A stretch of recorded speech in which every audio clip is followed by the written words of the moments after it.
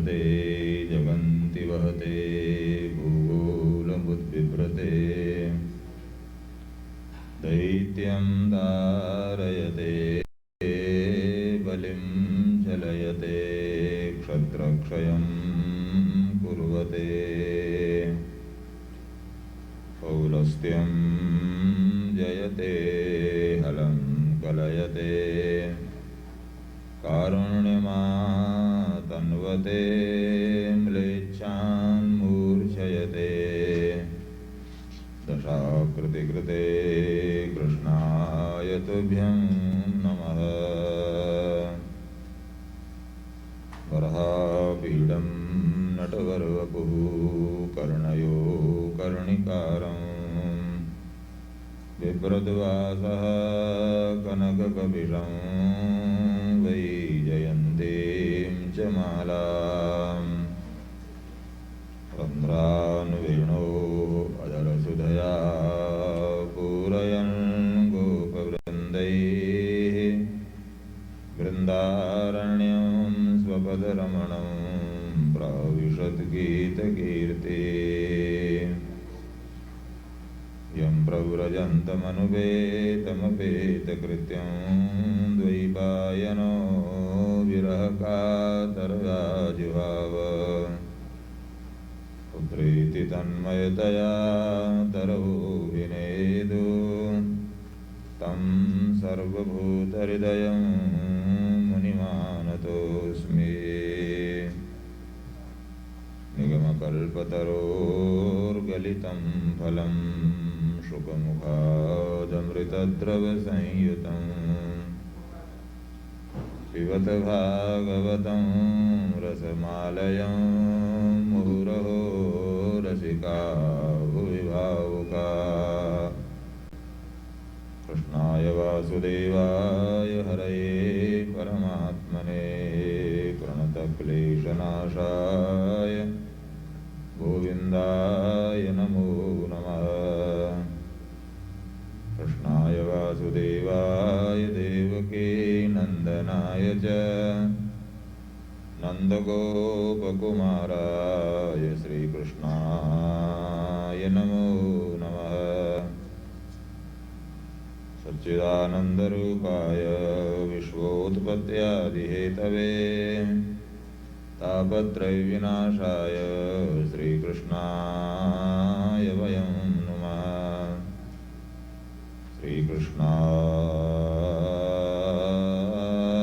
श्रीकृष्णाय वयं नुमः।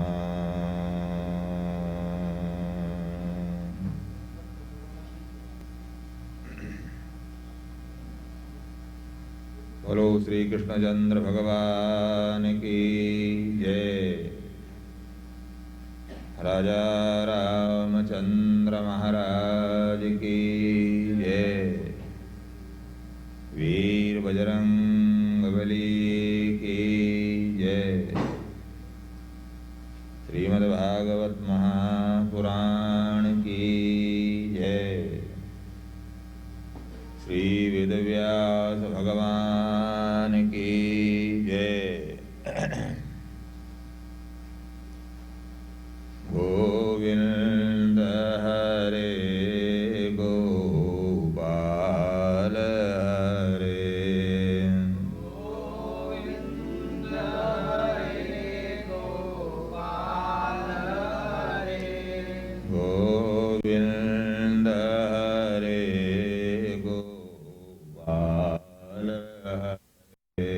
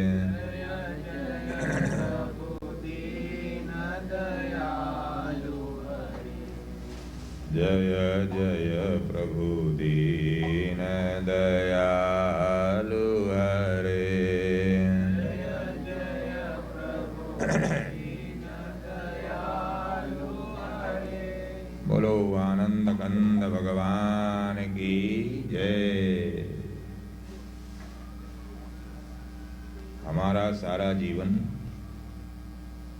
जानकारियां इकट्ठा करने में बीतता है।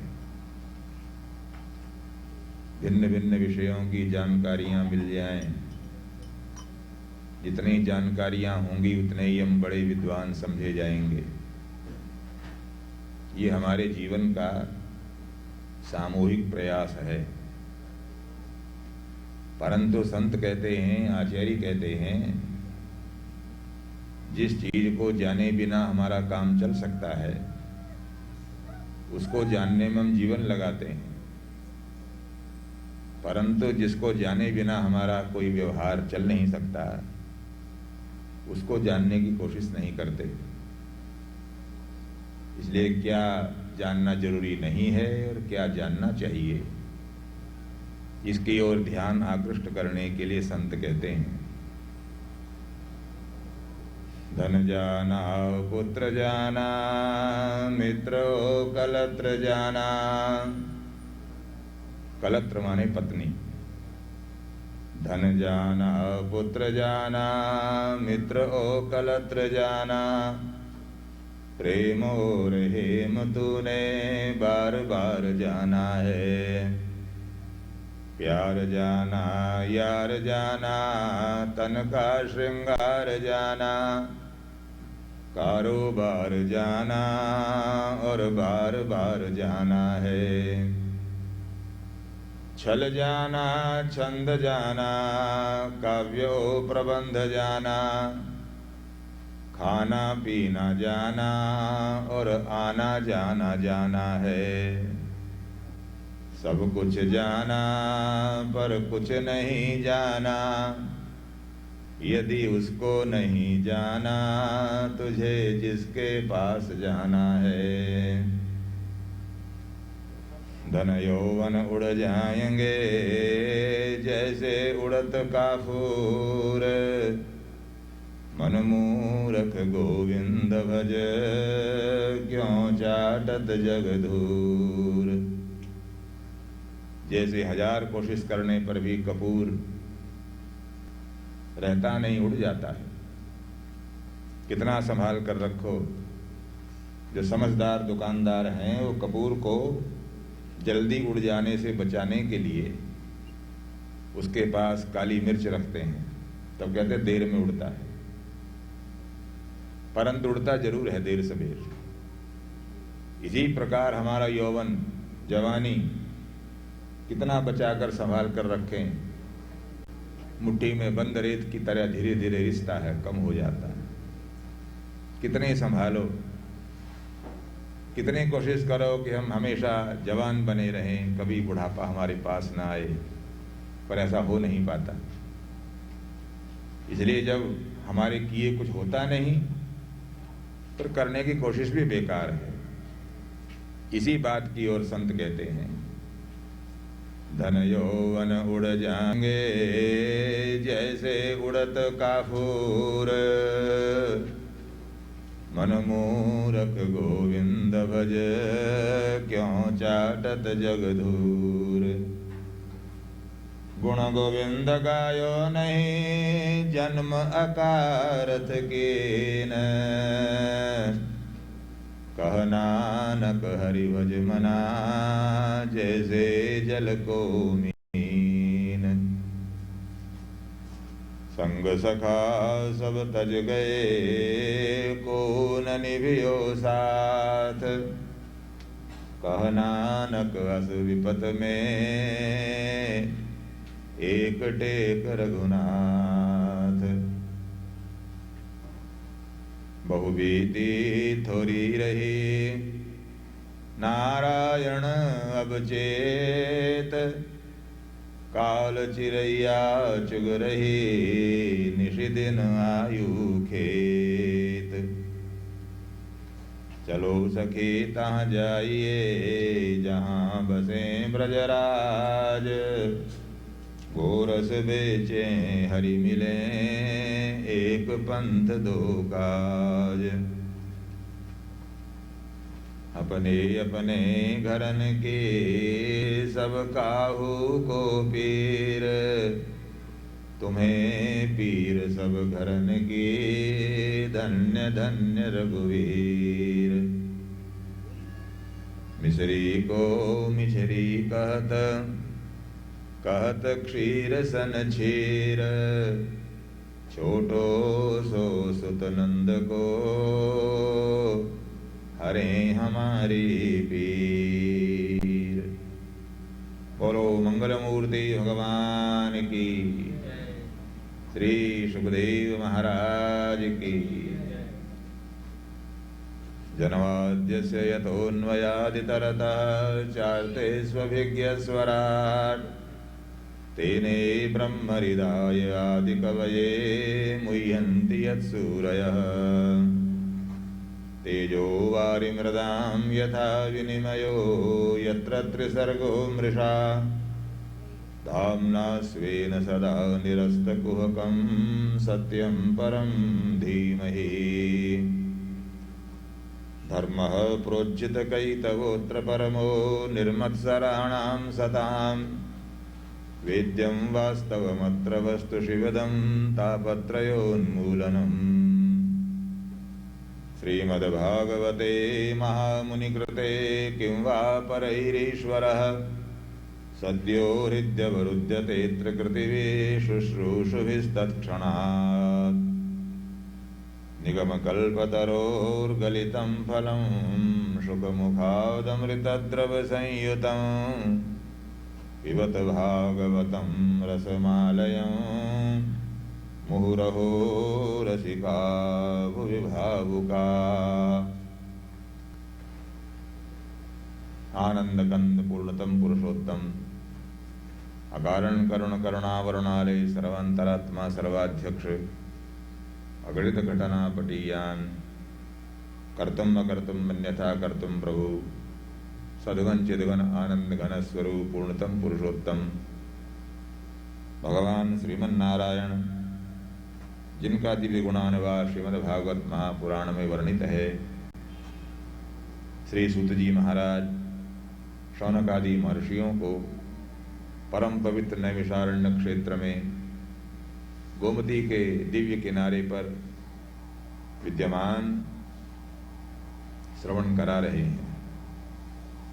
प्रातःकाल के और मध्यान्होत्तर कथा प्रसंग में श्रीमद्भागवत महापुराण की महिमा का वर्णन जो पद्म पुराण में 6 अध्यायों में किया गया है, वो समयानुसार आप सबको समझाने बताने का प्रयास किया गया था।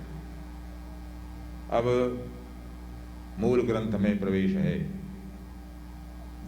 श्रीमद्भागवत में यद्यपि भगवान श्री कृष्ण का चरित्र है, परंतु मंगलाचरण में कृष्ण भगवान को प्रणाम नहीं है। कृष्णम परम धीमहि नहीं कहा, बल्कि कहा सत्यम परम धीमहि। संसार में जो भी सत्य है हम उसका ध्यान करते हैं। सत्य के नाम अनेक हो सकते हैं। सत्य को आप किस नाम से व्यवहार करते हो, किस नाम से बुलाते हो, नाम का तो अंतर हो सकता है, पर सत्य के स्वरूप में कोई अंतर नहीं, जिसमें कभी कोई तीनों समयों में परिवर्तन न होता हो, एक रस रहने वाला निर्विकार। जो आज सच है वो पहले भी सच था और कल भी सच रहेगा। ऐसा नहीं है कल कुछ हो और आने वाले कल में कुछ हो जाए और वर्तमान में कुछ हो। सत्य जो है आज कल परसों कभी भी अपना रूप नहीं बदलता, और फिर जो कल सच नहीं था और आने वाले कल में भी सच नहीं होगा, वो वर्तमान में भी सच नहीं है। इसलिए जो स्वरूप बदलता हो उसको सत्य नहीं कहते। सत्य वो है, उसकी पहचान भगवान की कथा श्रीमद्भागवत महापुराण में है, पर भगवान का मतलब क्या है, भगवान है भी या नहीं, भगवान की सत्ता में क्या प्रमाण, कैसे समझेंगे परमात्मा ईश्वर भगवान है। लोग कहते हैं भगवान दिखाओ पंडित जी तब मानते हैं हम कोई लकीर के फकीर नहीं है जो आपने कह दिया सो मान लिया। हम पढ़े लिखे well up to date highly educated modern आदमी हैं, लकीर के फकीर नहीं। आपने कहा भगवान है तो हमने मान लिया, ऐसा नहीं। भगवान के होने में क्या प्रमाण, कैसे समझेंगे भगवान हैं? तो श्रीमद् भागवत महापुराण के प्रारंभिक मंगलाचरण श्लोक में भगवान की सत्ता को समझने में सहयोगी बातें बताई। क्या? व्यास कहते हैं, जन्माद्यस्य यतोऽन्वयादितरतः चार्तेष्वभिज्ञ स्वराट्। पहली पहचान तो ये है कि अनंत ब्रह्मांड सृष्टि, मनुष्य, पशु, पक्षी, कीट, पतंग, जलचर, स्थलचर, नभचर जो बनते हैं, इनका बनाने वाला कौन है? क्यों? कौन इनको संभालता है? प्रकृति, सारी प्रकृति ब्रह्मांड को जो नियमों में चलाता है, वो नियम किसने बनाए? आम का पेड़ आप यहां बो सूरीनाम में या हिंदुस्तान में बो, दुनिया में कहीं भी बो, वैसे ही उसका पत्ता निकलेगा, वैसे ही उस पर फल लगेगा, वैसी ही मिठास होगी, वैसे ही आकार प्रकार होगा।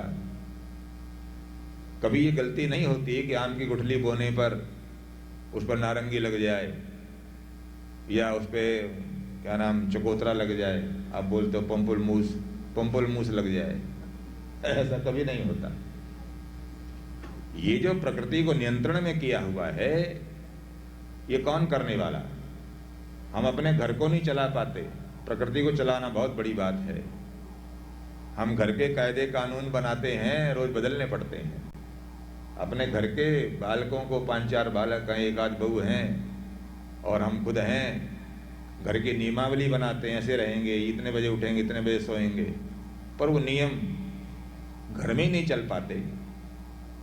कोई हमसे ज्यादा बुद्धिमान, हमसे ज्यादा समर्थ। तो सृष्टि बनाना, सृष्टि को संभालना और समयानुसार फिर उसको समेटना, ये 3 काम जो करने वाला है, वो कोई भी हो, नाम आप कुछ भी लो, नाम में कोई विवाद नहीं है। परमात्मा कहो, भगवान कहो, नारायण कहो, ईश्वर कहो, देवता कहो, गॉड कहो, कुछ भी कहो, ये सत्य के नाम केवल अलग अलग हैं। पर सत्य की पहचान है कि ये इतने काम करने वाला जो है, एक तो वो श्रीमन्नारायण, जो दिन में नहीं थे महानुभाव देवियां, अब इस मंत्र को याद करो, ये 7 दिन मंत्र काम आएगा। हम ऐसी कथा नहीं सुनाते कि श्रोता सोते रहें चाहे जागते रहे, हम कथा सुना दें 1.5 घंटा।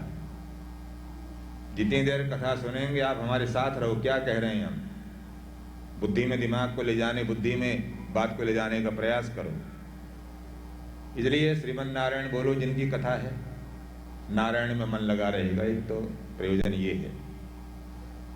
और दूसरा ये है कि कथा में नींद बहुत आती है, और कोई नींद आओ ना आओ, कथा में आती है। जिस आदमी को नींद न आने की बीमारी हो, वो तो कथा सुनने भेज दो, वो सोने लग जाएगा। कथा को और निद्रा का परस्पर संबंध है, इसलिए नींद आती है तो नारायण बोलो, निद्रा भाग जाती है।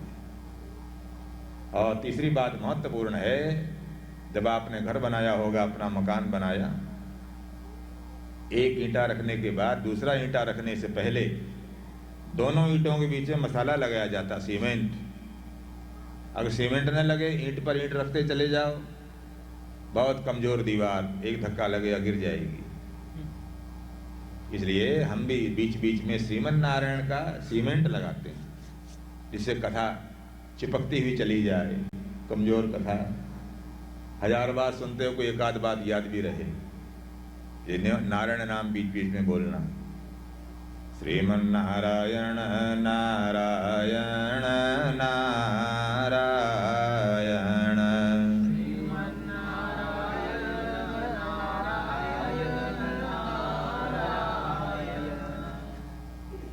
बाहर वाले ही बोल सकते हैं, जो कुर्सियों पर हैं, स्तूलमान, वो भी बोल सकते हैं, नींद सबको आ सकती है। श्रीमन नारायण नारायण नारायण।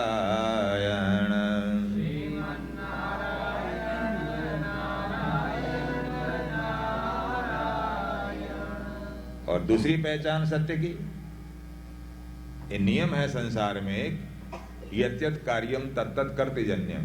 न्याय शास्त्र का सिद्धांत है कि संसार में जो भी कार्य है उसका कोई न कोई कारण होता है। बिना कारण के कोई कार्य नहीं हो सकता। हर काम के पीछे कोई न कोई कारण। जैसे घड़ा बनाते हैं, घड़ा कार्य है तो मिट्टी कारण है उसमें। मिट्टी थी तो घड़ा बना। ये कपड़ा पहने हुए, कपड़ा कैसे बना? सूत से कपड़ा बना, सूत कारण है। सूत से, कपास से कपड़ा बना। मोहन भोग कैसे बना? उसमें आटा, घी और चीनी कारण है। उन तीनों से बना मोहन भोग। इसलिए प्रत्येक कार्य के पीछे कोई न कोई कारण होता है। यद्यत् कार्यम तत्तत् कर्तृ जन्यम, ये न्याय शास्त्र का सिद्धांत का सूत्र है। इसी तरह से हम सभा में मिट्टी का घड़ा दिखाते हैं, पूछते हैं घड़ा किसने बनाया? तो कुम्हार कहता है पंडित जी हमने बनाया घड़ा। मेरे माता पिता यही काम करते थे, हम 7 पीढ़ी से मिट्टी के बर्तन बनाते हैं जी, घड़ा हमने बनाया। कुम्हार कहता है घड़ा पंडित जी मैं बनाता हूं, मेरी पीढ़ी दर पीढ़ी यही काम होता है। अच्छा, हमने सोने के आभूषण दिखाए, हाथ का कंगन, कानों के आभूषण और बाजूबंद, गले में सोने की चेन, लॉकेट, ये सब दिखाया। किसने बनाया? एक सुनार खड़ा हुआ, पंडित जी मैं बनाता हूं, सोने से गहने बनाता हूं मैं। अच्छा, ये कपड़ा किसने बनाया?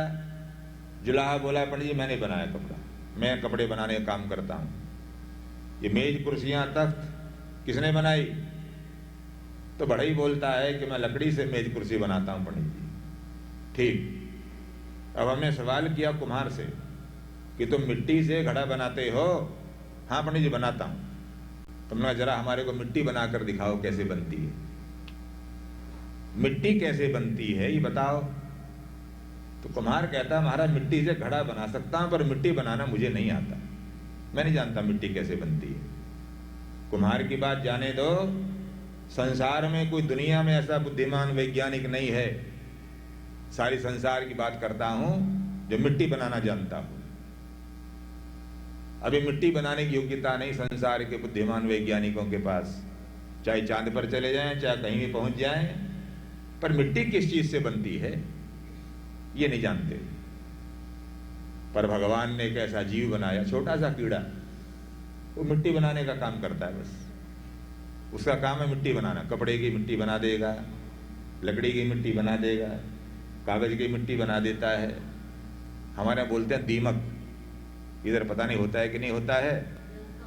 हाँ जी, देवता, अच्छा देव का, चलो आपके यहाँ दीमक लगा होगा मालूम पड़ता है, इसलिए आपको नाम याद है उसका। तो वो क्या करता है? कागज की मिट्टी बना देगा, लकड़ी की मिट्टी बना देगा। परमात्मा ने उसको मिट्टी, मूल वस्तु में परिवर्तित करने की योग्यता प्रदान की है। तो नहीं बना जाना जानता कुम्हार। अच्छा, हम बढ़ई से बोलते हैं तुम लकड़ी से मेज कुर्सी बनाते हो? हाँ पंडित जी। तुम लकड़ी बताओ कैसे बनती है? तो तक बढ़ई बोलता है पंडित लकड़ी बनाना मैं नहीं जानता। अच्छा, सुनार से कहा तुम सोने से गहना बनाते हो? हाँ जी पंडित जी। हमने कहा सोना बना कर दिखाओ कैसे बनता है। तो सुनार कहता है पंडित जी अगर मुझे सोना बनाना आता फिर मैं गहने ही क्यों बनाता? क्या जरूरत है गहने बनाकर पेट पालने को, सोने बना लेता। तो सवाल पैदा होता है देवियों सज्जनों, मिट्टी को कुम्हार ने नहीं बनाया, लकड़ी को बढ़ई ने नहीं बनाया, सोना सुनार ने नहीं बनाया। इन मूल पदार्थों का बनाने वाला कौन? जब घड़ा बिना बनाए नहीं बनता तो मिट्टी भी बिना बनाए नहीं बनती। अगर घड़े का बनाने वाला कोई है तो मिट्टी का बनाने वाला भी कोई है। कुम्हार के होने में प्रमाण घड़ा। कुम्हार चाहे आपने देखा हो चाहे नहीं देखा हो, काला था, गोरा था, मर गया है, जिंदा है, विवाह हुआ था कि नहीं हुआ था, बच्चे थे कि नहीं थे, कुछ नहीं, हम नहीं जानते कुम्हार को। पर उसका बनाया हुआ घड़ा इस बात का सबूत है कि कोई कुम्हार था। हम चाहे उसको न देख पाए हो, न जानते हो, जिसने इस घड़े को बनाया है। इसी प्रकार लकड़ी किसने बनाई? जैसे मेज कुर्सी बिना बनाई नहीं बनती, इसी प्रकार लकड़ी भी बिना बनाई नहीं बनी है, किसी ने बनाया है उसको। मूल पदार्थों का बनाने वाला कौन, इससे अनुमान लगाया जाता है। हम चाहे उसको न देखते हों न जानते हों, पर कोई न कोई है जरूर, जो है वही सत्य है। जब व्यास बोलते हैं सत्यम परम धीमहि, ब्रह्मांड के मूल पदार्थों को बनाने वाला, दुनिया के सभी ईश्वरवादी इस बात को मानते हैं कि जब दुनिया समाप्त हो जाएगी तब कौन रहेगा? भगवान परमात्मा। भगवान के सिवा कोई न बचेगा। सब ये सूर्य चंद्रमा ग्रह नक्षत्र तारे सितारे सैयारे अवजव जड़ चेतन लता पेड़ पौधे गुल वृक्ष वनस्पति सब समाप्त हो जाएंगे।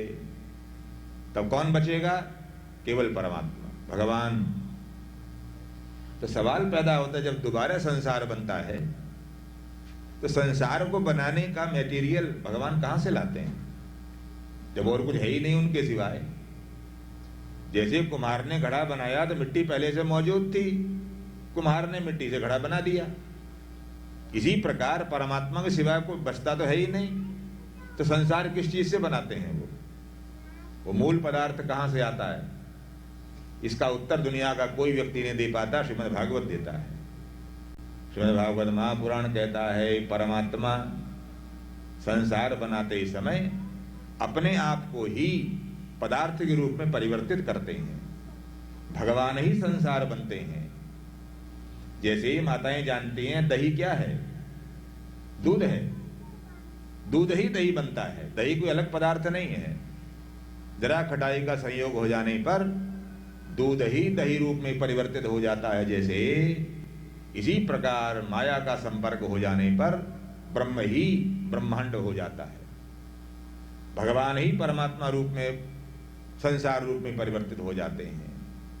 इसलिए कहा जगदेव हरितो जगतो नहीं भिन्न तनु, हरिरेव जगत जगदेव हरि, हरितो जगतो नहीं भिन्न तनु।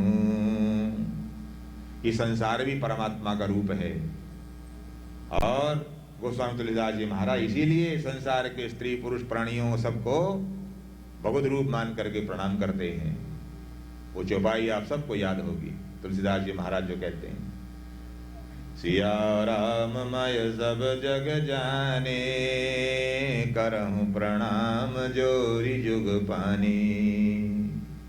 सीताराम के सिवाय संसार में कुछ नहीं है। ये सारे संसार के प्राणियों को मैं सीताराम मानकर प्रणाम करता हूं। इसलिए ब्रह्मांड, ये दुनिया, ये संसार भी परमात्मा का रूप है। ये विराट पुरुष है। हमारे शरीर के भीतर रहने वाले भगवान का नाम जीवात्मा। जैसे हमारा शरीर दिखता है, आंख नाक कान हाथ पांव, इसी प्रकार विराट पुरुष का भी शरीर दिखता है।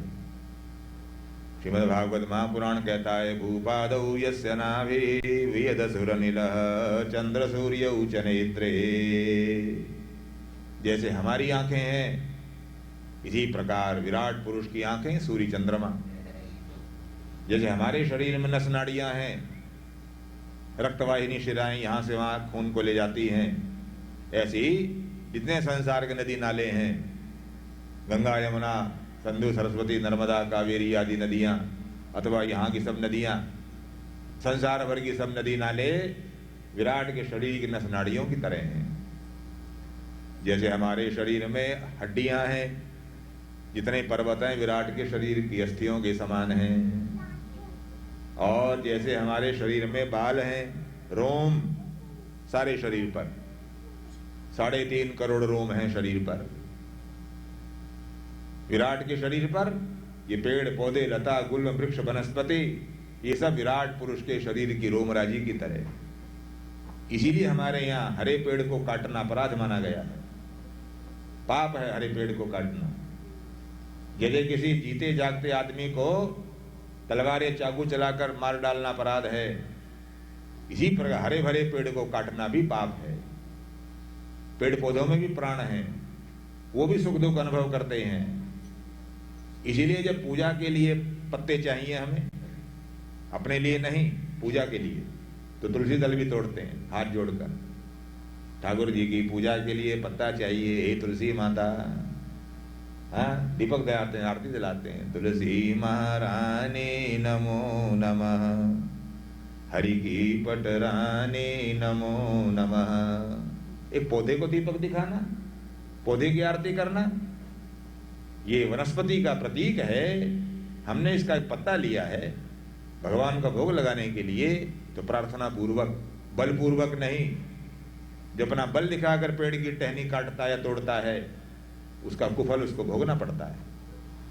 इसलिए पुराने जमाने में वैद्य जब किसी पेड़ की टहनी तोड़ते थे तो एक दिन पहले वृक्ष को जाकर निमंत्रण देते थे, भाई अमुक रोगी का रोग दूर करने के लिए मुझे तुम्हारे पत्ते चाहिए, मुझे तुम्हारी छाल चाहिए, मुझे तुम्हारा फूल या फल चाहिए। अगले दिन पर प्रार्थना करने के बाद वैद्य तोड़ते थे, वो औषधि काम आती थी।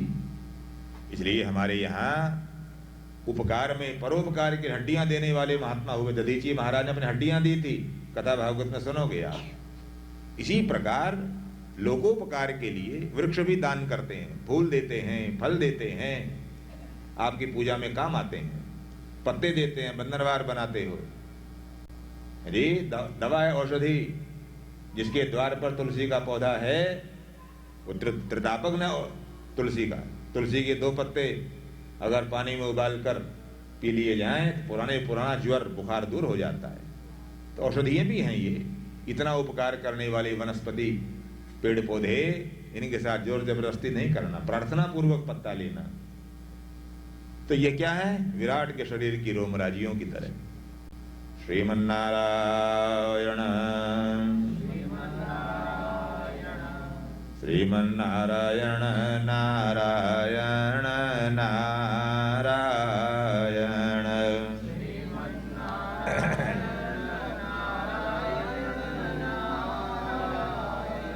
तो दूसरी पहचान सत्य की ये है, अनुमान।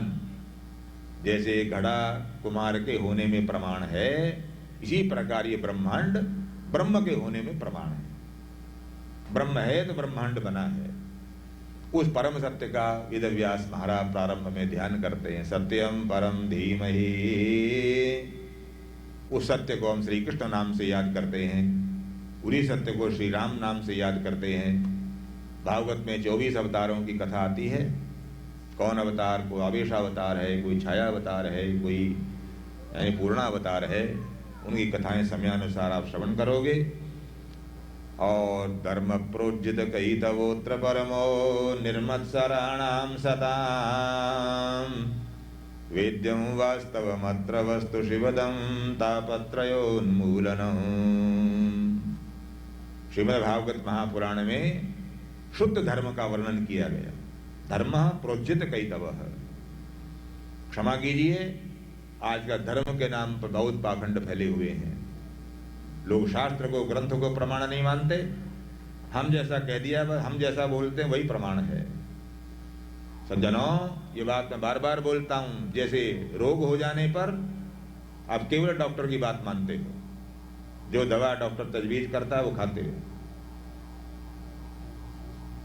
मामला मुकदमा हो जाने पर वकील की बात मानते हो, अपने अकल नहीं लगाते उस समय, या मोहल्ले वालों से नहीं पूछते। तो जब रोग में वैद्य प्रमाण है और मामला मुकदमा हो जाने पर वकील प्रमाण है, इसी प्रकार धर्मशास्त्र के मामले में क्या करना क्या न करना, क्या पाप है क्या पुण्य है, इसमें ग्रंथ प्रमाण है, कोई व्यक्ति प्रमाण नहीं। मैं ऐसा कहता हूं इसलिए मानो नहीं, शास्त्र ऐसा कहते हैं इसलिए मानो। भगवान कृष्ण ने भी जब अर्जुन को उपदेश सुनाया, स्वयं परमात्मा सुनाने वाले, पर अर्जुन से कहते हैं, अर्जुन तुम मेरी बातों को इसलिए मत मानना कि मैं सुना रहा हूं, मैं बता रहा हूं तुम्हारे को, इसलिए मत मानना। तुम्हारे को जब कभी संदेह पैदा हो, क्या करें क्या न करें, उस समय मैं तो हमेशा नहीं रहूंगा। श्री कृष्ण बोले मैं हमेशा नहीं रहूंगा। तो संदेह पैदा होने पर क्या करना क्या न करना तो किससे पूछोगे? तो श्री कृष्ण कहते हैं, तस्मात् शास्त्रम प्रमाणन्ते कार्याकार्य व्यवस्थितौ ज्ञात्वा शास्त्र विधानोक्तम कर्म कर्तुमिहर्षि। शास्त्र जो कहे सो मानना, व्यक्ति की बात को मत मानना प्रमाण। इसलिए धर्म के मामले में आजकल बहुत मनमानेपन प्रारंभ हो गए हैं। एतावता लोगों जीवन में धर्म नहीं आ पाता। सुनने तक सीमित रह गया केवल। और चूंकि मती बहुत हैं, कहने वाले बहुत अपने अपने मन की बात बोलते हैं, तो लोगों को भरोसा नहीं हो पाता कौन ठीक कह रहा है। तो श्रीमद् भागवत महापुराण व्यास बोलते हैं, भागवत में प्रोचित कईतव माने छल प्रपंच से रहित, लाग लपेट से रहित विशुद्ध धर्म का प्रतिपादन किया गया है, जो हमारे जीवन का कल्याण करने वाला है। धर्म प्रोज्जित कईतवोत्र परमो निर्मत्सराणाम सताम। किन लोगों ने वर्णन किया? जिनके मन में किसी के प्रति कोई राग द्वेष नहीं था। जो राग द्वेष से दूर है, जो सबका उपकार करने की भावना रखने वाला है, वही सत्य बात कह सकता है। अगर स्वार्थ है कुछ या किसी से राग द्वेष है, तब फिर जबान पर सत्य बात नहीं आ पाती। वो सत्य जो है स्वार्थ में लिपटा हुआ आएगा, जिससे हमारा मतलब सिद्ध हो जाए वो बात बोलो। ये जो निस्वार्थ लोग हैं, जिनका अपना कोई प्रयोजन नहीं है और जो सबका हित चाहने वाले हैं, ऐसे व्यक्तियों में शिरोमणि श्री वेद व्यास महाराज, उन्होंने श्रीमद् भागवत महापुराण में उन्हीं धर्म तत्वों का वर्णन किया है जो सबके लिए उपयोगी हैं और सबको आचरण में करने का प्रयास करना चाहिए। श्रीमन्नारायण। श्रीमद् भागवत महापुराण की कथा श्रवण करने से पहले 3 बातों पर विचार करने को आज्ञा दी है आचार्यों ने। 3 बातों का विचार करो। कथा सुनाने वाले कौन है, कथा सुनने वाला कौन है, और कथा ये ग्रंथ लिखने वाला कौन है। श्रीमद् भागवत महापुराण की रचना किसने की, ये कथा किसने सुनी और किसने सुनाई। इन 3 बातों का सम्यक बोध हो जाने पर फिर मन में संदेह नहीं रहता। लोगों भागवत में संदेह होते हैं, मेरे को ये शंका भागवत है, मेरे को ये शंका। वो शंका तब तक जब तीनों के स्वरूप को नहीं जान लिया जाता। सबसे पहले श्रीमद् भागवत महापुराण की ग्रंथ के रचयिता कौन है, किसने बनाया ये ग्रंथ। सरस्वत्या तटे रचित ब्राह्मणो ब्रह्मवित्तमः। एक बार सरस्वती नदी के किनारे, इस समय तो लुप्त हो गई हैं सरस्वती, पहले प्रकट थी और कुरुक्षेत्र में बहती थी। कहीं कहीं दर्शन होता है भूमि पर, कहीं कहीं आती हैं, वरना अंतःसलिला है, जमीन के नीचे बहती हैं। प्रयाग में जो 3 धाराएं कही जाती हैं त्रिवेणी, उनमें गंगा है, यमुना है। गंगा का जल सफेद है बिल्कुल, यमुना का जल नीला है। आप कोई प्रयाग गए होंगे इलाहाबाद भारतवर्ष में, और संगम पर स्नान करने जाओ तो इधर से यमुना आई, इधर से गंगा आई हैं, दोनों बहनें जैसे गले मिली हों, ऐसा नजारा है। और बिल्कुल नीला और सफेद जल साफ दिखता है। इस हाथ में लो तो नीला, इस हाथ में सफेद। परंतु यमुना इलाहाबाद में प्रयाग में गंगा से आकर जब मिली, आगे गंगा नाम लेकर के समुद्र तक गई है, वहीं तक है यमुना की यात्रा। तो 2 नदियां तो स्पष्ट दिखती हैं, तीसरी है सरस्वती। जहां दोनों नदियों का संगम हुआ है वहां नीचे जमीन के नीचे स्रोत है, इसलिए 3 धाराएं त्रिवेणी कहा जाता है। पूरी सरस्वती नदी के किनारे कुरुक्षेत्र भूमि में, जिसको पुराना नाम ब्रह्मावर्त प्रदेश, राजा मनु जहां शासन किया करते थे। ब्रह्मावर्तम यो दिवसन शास्ति सप्तार्णवाम महीम। ब्रह्मावर्त का ही पुराना नाम बदल करके अब कुरुक्षेत्र हो गया है। वहां वेदव्यास महाराज सायंकालीन संध्या वंदन करने के बाद आत्मचिंतन कर रहे थे। मैंने अपना जीवन कैसे बिताया, इस बात का विचार कर रहे थे।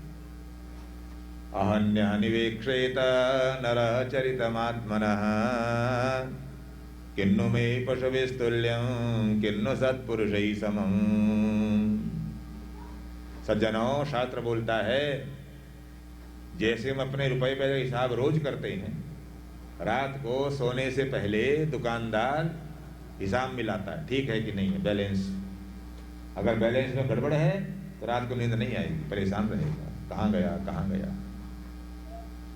हाँ जी, बोलना चालना बंद कर देगा, कहाँ गया मोनी, मोनी कहाँ गया मोनी, मोनी हो जाएगा खुद। घर वाले पूछेंगे क्या हुआ, बड़े चुपचाप हो, है मौन साध रखा है, मौनी हो गए हो, बोले क्या करें, मौनी का पता नहीं लगता कहाँ गया मौनी। इसलिए रुपए का हिसाब तो रोज करते हैं, पर जीवन का हिसाब, श्वास जो लेते हो, हर अंदर जाने वाला श्वास जीवन है, हर बाहर जाने वाला श्वास मृत्यु है। ये जीवन मृत्यु की कथा चल रही है हर पल। बच्चा संसार में जब आता है तो पहला काम क्या करता है? श्वास लेता, हवा अंदर भरता है। हवा का भीतर जाना जीवन का प्रारंभ। बच्चा जीना शुरू कर देता है, अंदर श्वास भरा, और जब मृत्यु होती है तब बाहर श्वास निकल गया, फिर दोबारा लौटकर भीतर नहीं गया तो खत्म। इसलिए ये तो कथा रोज चल रही है, प्राणायाम प्रत्याहार, प्राणायाम प्रत्याहार, श्वास भीतर लेना बाहर निकालना। ये श्वास बड़ा कीमती, बाजार में किसी भाव नहीं मिलता है। मिलियन बिलियन पैसा दो तब भी एक श्वास नहीं मिल सकता। अंतिम घड़ी आ गई हो और बूढ़ा जमीन पड़ा है लेटा बिस्तर पर, जाने कब दम निकल जाए। और अगर बेटा ये कहे डॉक्टर साहब जरा मुझे पिताजी से एक बात पूछनी है, जरा इनको 1 मिनट के लिए श्वास दे दो। डॉक्टर बोलेगा भैया मेरे हाथ की बात नहीं है, मैं कोई श्वास बेचने वाला श्वास का धंधा नहीं करता हूं, मुझे अपना ही पता नहीं। डॉक्टर को खुद अपना पता नहीं होता डॉक्टर को कि मैं कब चला जाऊंगा। औरों को बचाने वाला डॉक्टर अपने बारे में बेखबर रहता है। इसलिए जो श्वास इतना कीमती है, क्योंकि आपको खरीदना नहीं पड़ता, ये कीमत नहीं देनी पड़ती, इसलिए आपको इसकी कीमत नहीं जानते। आप कितने श्वास लेते हैं दिन भर में, इसका कोई हिसाब नहीं है। कैसे जीवन बीत रहा है, आधी से ज्यादा उम्र पार हो गई, कभी हिसाब नहीं किया जीवन हम कैसे जी रहे हैं, हमें कैसे जीना चाहिए था और कैसे जी रहे हैं। महात्मा कबीरदास बोलते हैं, आए थे हरि भजन को ओटन लगे कपास। क्या करने आए थे, क्या करने लग गए, यात्रा का उद्देश्य क्या था, किस काम में रह गए हम, ये कभी विचार नहीं करते हम। शास्त्र बोलता रोज करो, रात को सोने से पहले जीवन जिंदगी दिन भर के कामों का विचार करो। आज मैंने कौन अच्छा काम किया, कौन काम बुरा हो गया मुझसे जो नहीं होना चाहिए था। बुरे काम के लिए पछतावा करना, अच्छे काम के लिए उत्साहित, तो हाँ कल को भी मैं ऐसी अच्छा काम करूंगा। ये विचार रोज होना चाहिए, पर हम तो जीवन में कभी एक बार भी नहीं करते। सज्जनों, जो घड़ी दीवार पर टंगी है और बंद है, सेल खत्म हो गया, अंदर जो बैटरी सेल डालते हैं खत्म हो गया, घड़ी बंद है, नहीं चल रही है। पर दीवार पर टंगी हुई बंद घड़ी भी 24 घंटे में 2 बार सही समय बताती है।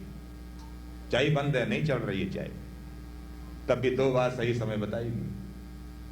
अगर 10 बजे बंद हो गई है मान लो, जब देखोगे आओ 3 और 10 बज गए, रात को फिर 10 बजेंगे, जब फिर कहो 10 बज गया। वो घड़ी तो चल नहीं रही है, बंद है, पर फिर भी वो 2 बार कम से कम सही समय बता देती है 24 घंटे में। हम आप तो बंद घड़ी से भी गए बीते हैं। जीवन में कोई सही काम किया कि नहीं किया, इसका कभी हमने हिसाब नहीं किया। इसलिए रोज बैठकर करो। व्यास महाराज बैठे विचार कर रहे हैं कैसे मैंने समय बिताया, तभी देवर्षि नारद जी पधारे। नारद जी को उठकर व्यास जी ने प्रणाम किया। हो महाराज देवर्षि। नारद जी बोले, महाराज बड़े उदास मालूम पड़ते हैं आप, बड़ी चिंता में हो, संध्या वंदन किया आप जैसा परोपकारी महात्मा इतना दुखी। व्यास बोले, नहीं महाराज मेरे मुंह देखी बात न करो, मैं विचार कर रहा हूं जीवन मैंने यूं ही खो दिया, कुछ न किया, आत्म कल्याण के निमित्त मैंने कुछ भी नहीं किया। नारद जी बोले, ऐसा क्यों कहते हैं आप?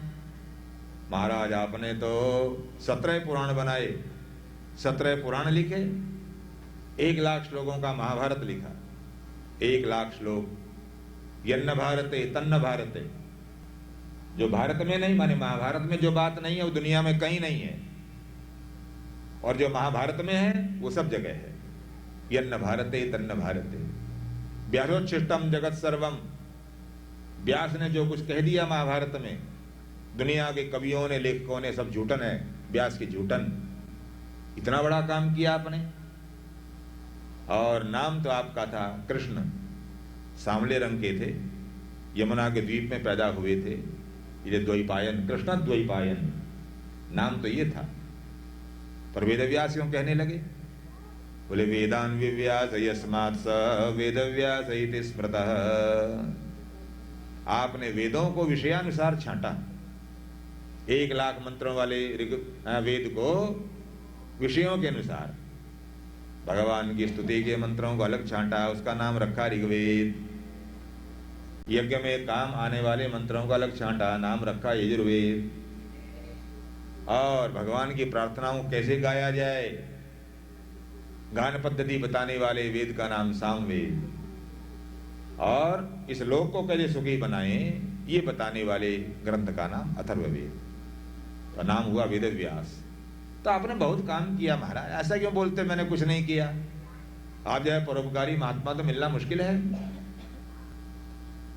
तो व्यास बोले नारद जी, वैसे ही आप मेरे मन को खुश करने के लिए कह रहे हैं महाराज, मैं जो ने किया मुझे संतोष नहीं, उससे कुछ भी नहीं। मेरा महाभारत लिख दी तो क्या हुआ? कौरव पांडव यूं लड़े यूं मरे, मेरा क्या बना इससे? इतिहास लिखने से मेरा तो उद्धार न हुआ। 17 पुराण लिख दिए तो क्या हो गया? जब ये कहा बारंबार, तब नारद जी बोले व्यास जी ठीक कह रहे हो आप जैसे महापुरुष के द्वारा जो काम किया जाना चाहिए था वो काम अभी तक हो नहीं पाया है महाराज, इसलिए सही कह रहे हैं आप। पर अभी भी क्या बिगड़ गया? आदमी को जब नींद खुल जाए तभी सवेरा समझो। जब आपको होश आ गया, जो काम पहले न कर पाए अब करो। जीवन जितना बचा है उसको सुधार लो। अब तक तो नहीं हुआ, अब करो वो काम। श्रीमन्नारायण नारायण नारायण,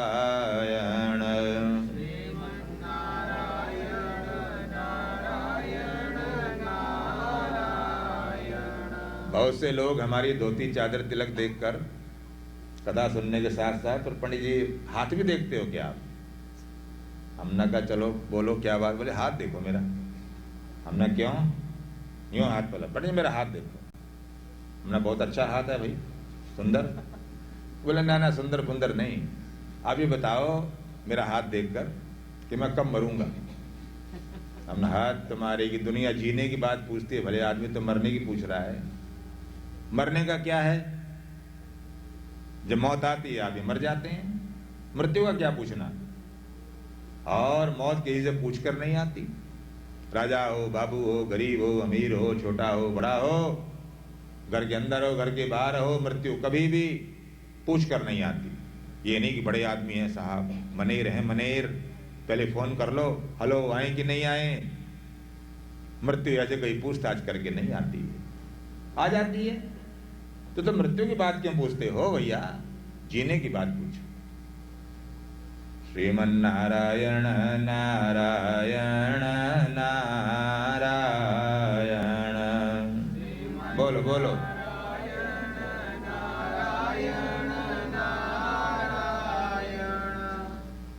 जीने की बात पूछो, मृत्यु की बात क्यों पूछते हो? बोला नहीं पंडित जी, इसलिए पूछ रहा हूं, अगर मुझे पता लग जाए मुझे कब मरना है, अगर आप बता दो, मुझे मालूम हो जाए कब मरना है, फिर मैं अपने सारे कामों को हिसाब लगा लूंगा। ठीक कितना टाइम मेरे पास है, बिजनेस करना है, विवाह शादी करने हैं बच्चों के, और लेना देना सब हिसाब ठीक कर लूंगा। अगर मुझे पता लग जाए तो मेरे पास कितना टाइम है, कई साल मुझे जीना है। और हमने भले आदमी, तुझे कब मरना है इस बात का किसी को पता नहीं है। ये भगवान की बड़ी भारी कृपा है। अगर किसी को बता दिया जाए तो फलाने सन में फलाने महीने की अमुक तारीख को मरेगा, यदि किसी को बता दिया जाए, कल्पना करो, तो सच मानो वो आदमी कुछ काम न कर सकेगा। रोज सवेरे उठकर कैलेंडर देखेगा, हाय हाय रोज मरेगा, रोज दिन गिनेगा केवल। असल में आदमी एक बार मरते हैं, वो रोज मरेगा। इसलिए उर्दू वाला बोलता है, क्या न है, मौत आती है, आएगी एक दिन, मौत आती है तो आएगी एक दिन, पर मौत से पहले तो हमको जीना चाहिए। मौत जब आएगी आ जाए, उससे पहले तो जियो, उससे पहले चिंता नहीं, बस आधा दम हो जाए।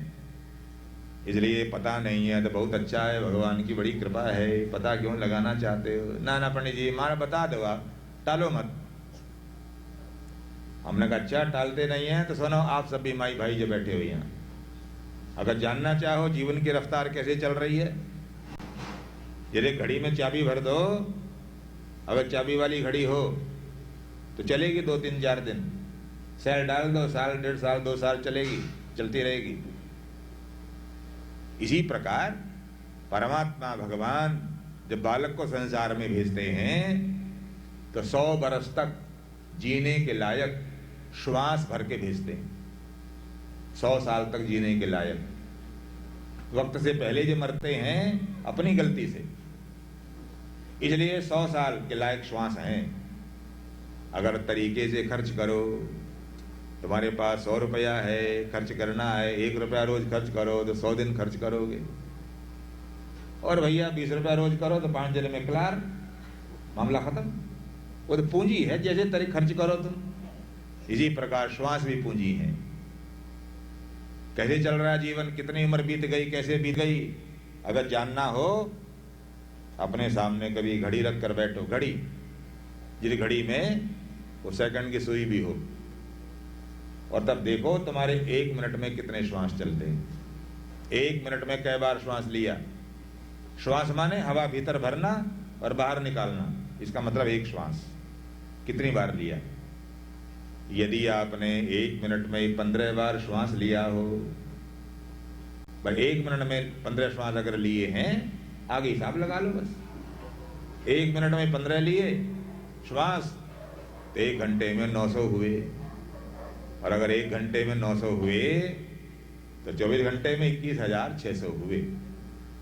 अगर ये श्वास की रफ्तार है तो 100 साल तक जियोगे, बेफिक्र रहो, कोई खतरा नहीं है, कोई ऋषि को नहीं है।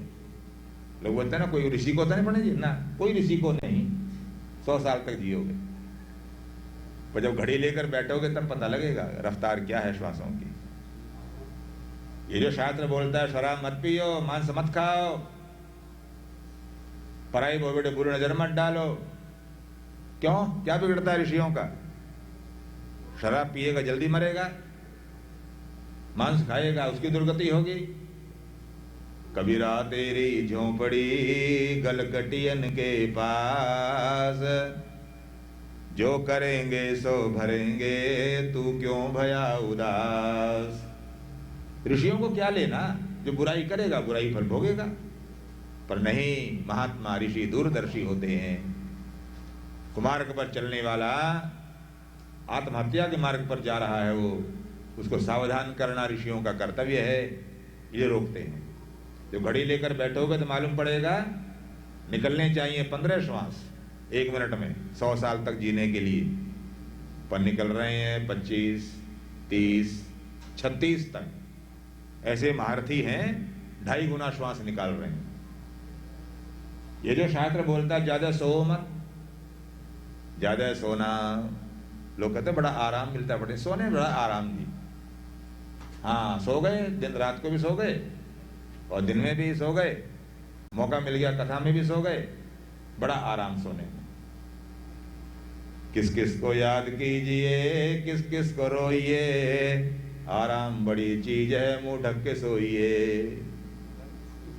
लोग समझते हैं आराम मिलता है सो, नहीं, आराम नहीं मिलता। निद्रा में आयु कम होती है, क्योंकि सोते समय श्वास की गति बढ़ जाती है, श्वास ज्यादा निकलेगा। तंदुरुस्त स्वस्थ आदमी को 6 घंटे की नींद बहुत है, 7 घंटे की निद्रा, इसके बाद आवश्यक नहीं है नींद। तो ज्यादा सोने में श्वास की गति कम होगी। शराब पीने वाले का श्वास की गति बढ़ जाती है, होंका लग जाता है। मांस खाने वाले को होंका लगता है। अगर भैया 15 की जगह तुम 20, 25, 30 श्वास निकालोगे, उम्र अपने आप आधी रह गई। इधर पंडित क्या करेंगे, ज्योतिषी क्या करेगा। इसलिए प्राचीन काल में जो लोग बहुत लंबी उम्र पाते थे, कैसे, कारण क्या था? तो वहां लिखा है ऋषयो दीर्घ संध्यत्वा दीर्घम आयु अवाप्नुयु। संध्या के द्वारा, प्राणायाम के द्वारा लंबी आयु प्राप्त होती थी। क्या है प्राणायाम? पंडित लोग, ब्राह्मण लोग करते हैं कुछ, सब तो नहीं करते, मुट्ठी भर करते होंगे कुछ। प्राणायाम नाक पकड़ करके और बाईं तरफ से ऊपर चढ़ाना, फिर रोकना भीतर, फिर नीचे उतारना। अगर आपने 1 मिनट का प्राणायाम किया, 1 मिनट का, तो आपने 1 मिनट के श्वास बचा लिए, 15 श्वास। और अगर 3 बार संध्या करी, 3 बार प्राणायाम किया, तो 3 मिनट के श्वास बच गए। अर्थात तब आप 100 बरस और 3 मिनट ज्यादा जिएंगे। रोज संध्या करी, प्राणायाम का अवधि बढ़ाई, 1 मिनट की बजाय 2 मिनट, 5 मिनट, आधा घंटा, 1 घंटा, उतनी ही आयु की वृद्धि। तो प्राणायाम के द्वारा जैसे आयु की वृद्धि होती है, परंतु मैं जो कह रहा हूं प्राणायाम करो आयु बढ़ती है, सज्जनों देवियों, मेरे कहने शुरू मत कर देना कल नाक पकड़ के बैठ जाओ कल कोई। प्राणायाम बहुत अच्छा है पर बहुत खतरनाक, सबके लिए नहीं है प्राणायाम। योगिक क्रिया है। हाई ब्लड प्रेशर के मरीज को प्राणायाम नहीं करना चाहिए, खतरनाक है उसके लिए, जिसको होको ब्लूद हो, प्राणायाम उसके लिए नहीं। गर्भवती बहन बेटी के लिए प्राणायाम नहीं है, और कोई रोग से ग्रस्त है, प्राणायाम नहीं है उसके लिए। तो प्राणायाम तो सबके लिए है नहीं। एक और चीज है जो सबके लिए है, सब कर सकते हैं। श्रीमन्नारायण नारायण नारायण, श्रीमन्नारायण नारायण नारायण। क्या है वो? संकीर्तन। जो फायदा प्राणायाम का, वही लाभ संकीर्तन का, दोनों बराबर हैं। आयु बढ़ती है प्राणायाम से, आयु बढ़ती है संकीर्तन से। कैसे? जब आप कभी इस बात को ध्यानपूर्वक देखना, जब आप बोलते हैं, अर्थात जितनी देर आपकी जिह्वा चलती है उतनी देर नाक बंद रहती है। आपको श्वास लेने के लिए बोलना बंद करना पड़ता है। ऐसा नहीं होता कि बोलते हुए रहो, सांस भी चल लेते रहो। जब तक जिह्वा चलेगी तब तक नाक बंद रहेगी। तब आपको जब बोलते बोलते दम फूलने लगता है तो बोलना बंद करते हो, श्वास लेते हो, फिर बोलते हो। अगर आपने 10 मिनट संकीर्तन किया और 5 मिनट भी श्वास बंद रहा, तो वही लाभ हुआ जो प्राणायाम का होता है, लंबी आयु। इसलिए घर में नियम बनाना, रोज संकीर्तन करो, भगवान नाम, सबको इकट्ठा करके, परिवार वालों को, बच्चों को, छोटे बड़ों को। घर में मंदिर बनाया है तो वहां बैठकर 5 मिनट संकीर्तन करना। जो नाम आपको पसंद हो सो नाम। श्रीमन्नारायण नारायण नारायण, श्रीमन्नारायण नारायण नारायण, लक्ष्मी नारायण नारायण नारायण, लक्ष्मी नारायण नारायण नारायण, श्रीमन्नारायण नारायण नारायण, श्रीमन्नारायण नारायण नारायण, लक्ष्मी नारायण नारायण नारायण, लक्ष्मी नारायण नारायण नारायण। ये ध्वनि या कोई भी ध्वनि, भगवान नाम आयु बढ़ाना चाहते हैं, और लाभ तो हैं ही कीर्तन के, पर आयु वृद्धि ये प्रत्यक्ष लाभ। इसलिए 24 घंटे में कितने श्वास लेते? 21,600। तो आचार्य बोले जितनी बार श्वास लेते उतनी बार ही नाम भी बोलो, भगवान का नाम उतनी ही बार लो। जिसने तुम्हारे को श्वास दिया वो कितना बड़ा भारी उपकारी है। जोशवार बाजार में किसी कीमत पर नहीं मिल सकता, आपको मुफ्त फ्री दे रखा है, उसका एहसान मानना। जितनी बार श्वास ले उतनी बार नाम लो। तो लोगों ने कहा पंडित जी 21,600 बार श्वास लेते हैं 24 घंटे में, अगर 24 घंटा नाम ही लेते रह जाएंगे पर और काम कब होंगे महाराज? घर द्वार, नौकरी चाकरी, बालक बच्चे, चुन्नू मुन्नू, विवाह शादी, लेना देना, मरना जीना, खेत खलिहान, ये सब कब होगा तब? तो ऋषियों ने कहा तो ऐसा काम करो, आधे श्वास जगत को दो और आधे श्वास जगन्नाथ को, आधे में दुनियादारी, आधे परमात्मा को। 21,600 को आधा करो, 10,800, अर्थात 10,800 बार माने 12 घंटे भगवान का नाम लो, 12 घंटा दुनियादारी करो। तो लोग बोले पंडित जी ये भी ज्यादा है, 12 घंटा कहाँ वहां पे नाम लिया जाता है, मार बैठा नहीं जाता आधा पौना घंटा जी, 12 घंटे कहाँ नाम लेवे। तो सज्जन हमसे मिलके बोलते थे पंडित जी आप तो बड़ी अनेक रास्ते बताते हो जी लोगों को उपकार की बात, महाराज जी मेरे को कोई आप रास्ता बताओ, मैं परमात्मा मेरे पे खुश हो जाए, मेरे कोई उपाय बताओ सरल जो मैं कर सकता हूँ। मैंने तू करता क्या भाई? बोले मैं तो ड्राइवर हूँ जी, ट्रक चलाता हूँ, सामान यहाँ से वहाँ पहुँचाता हूँ। मैंने तो ऐसा कर, मौका बनाकर तू एक है राम के नाम की माला फेर लिया कर। अच्छा जी करूँगा जी। 6 महीने बाद मिला, माँ कहो भाई माला वाला फेरते हो? बोले पंडित जी कहाँ फेरता हूँ, मौका ही नहीं मिलता जी, फुर्सत ही नहीं मिलती। माँ भाई 5 मिनट तो निकाल कम से कम, भले आदमी। ऐसा क्या है? फिर मिला 5-4 महीने बाद, मना कहो टाइम निकलता है, माला फेरते हो? क्या बोला? बोला पंडित जी अब तो 24 घंटे माला फिर रही है। मना क्यों, नौकरी नाकरी छोड़ दी क्या, काम छोड़ दिया? बोले ना काम नहीं छोड़ा जी, मैंने ये किया है अपनी माला को ट्रक की बांती से बांध दिया है, बस पहिया फिरता है सारा दिन, 24 घंटे माला फिर रही महाराज, अब तो मुझे फुर्सत नहीं है। ये 12 घंटा बहुत मुश्किल है सज्जनों, भगवान का नाम लेना बहुत कठिन। ऋषि बोले एक रास्ता है, समय लगेगा 10 मिनट, काम हो जाएगा 12 घंटा का। क्या करें? 10,800 बार नाम लेना है। ये स्नान धर्मियों की हमारी जो माला है, ये जो पंडित लोग जब करते हैं पहने हुए हैं, इस माला में 108 दाने, 108। अगर भगवान के नाम गिनने के लिए माला होती तो 110 दाने ठीक थे, या 100 दाने होते। इसमें 108 दाने रखे हैं, सुमेरु छोड़कर। 108 का यही मतलब है। 10,800 बार भगवान का नाम लेने की शास्त्र आज्ञा देते हैं, पर वो तो 12 घंटे का काम है। ऋषि बोले भगवान का नाम लेने के 3 रास्ते हैं। एक तो है कीर्तन के द्वारा नाम लेना, कीर्तन करना, और दूसरे धीरे धीरे बोलना, राम राम राम राम राम राम राम राम ऐसे करना। और तीसरा तरीका ये है रीढ़ की हड्डी को सीधा करके यूं बैठना और पलथी मारकर, और यहाँ कंठकूप में, ये जो जहाँ कुर्ते का कॉलर होता है इस जगह कंठकूप, अपने परमात्मा भगवान के नाम को बस यहाँ स्मरण करना, जीभ पर नहीं आने देना। वो जो तरीका है तीसरा, ये इसका नाम उपांशु। और मनु बोलते हैं इस तरीके से अगर नाम लेते हो तो 100 गुना फल है उसका, 100 गुना। उपांशु 60 गुना। तो 10,800 बार नाम लेना है आपको, तो 108 दाने की माला बनाई गई।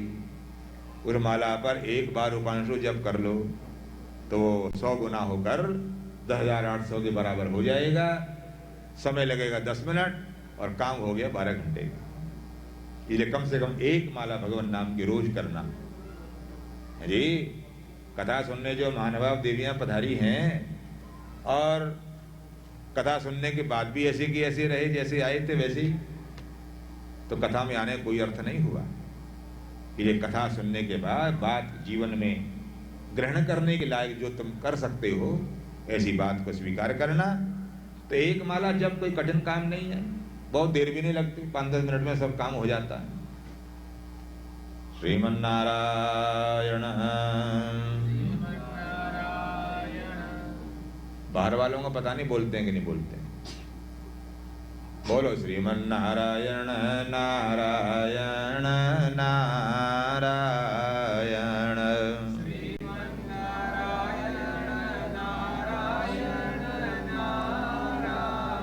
बहुत ढीली मरियल आवाज न निकालो, जैसे खाने पीने वाले बोलते हैं ऐसे बोले। यजमान का तो व्रत है, फिर भी देखो कितना तेज बोल रहे हैं। ये तो फलाहार किए हैं आप। ऐसा मौका बार बार नहीं आता है। जानबूझ करके घर में खान पान का सब सामान है, पर हमें संकल्प किया आज हम अन्न एक बार खाएंगे। क्या है इसका नाम? इसका नाम तप है। भोजन न मिले भूखे तो भी रहते हैं, पर भोजन होते हुए न खाना वो तप में शामिल है। हमारे पास बहुत बढ़िया सोने के लिए बिस्तर हो, पर नहीं, हम जमीन पर सोएंगे। क्या है? ये तप है। साधनों के होते हुए साधनों का प्रयोग न करना। इसलिए ये 7 दिन का तप इन्होंने लिया है दोनों ने। शायद इतना कभी बैठे हों न बैठे हों, इतना बैठने का मन में विचार बनाया है। यानी भगवान की पूजा 3 बार होती। त्रिकाल कथा जैसे पहले सूर्यनाम में हुआ करती थी, 3 बार कथा होती थी। वही क्रम अपनाया पूर्वजों वाला इन्होंने। फलाहार करते हैं, 1 बार अन्न खाएंगे, इसलिए ये तप कर रहे हैं। आप भी इनके साथ शामिल हैं। इसलिए बोलो श्रीमन नारायण नारायण नारायण।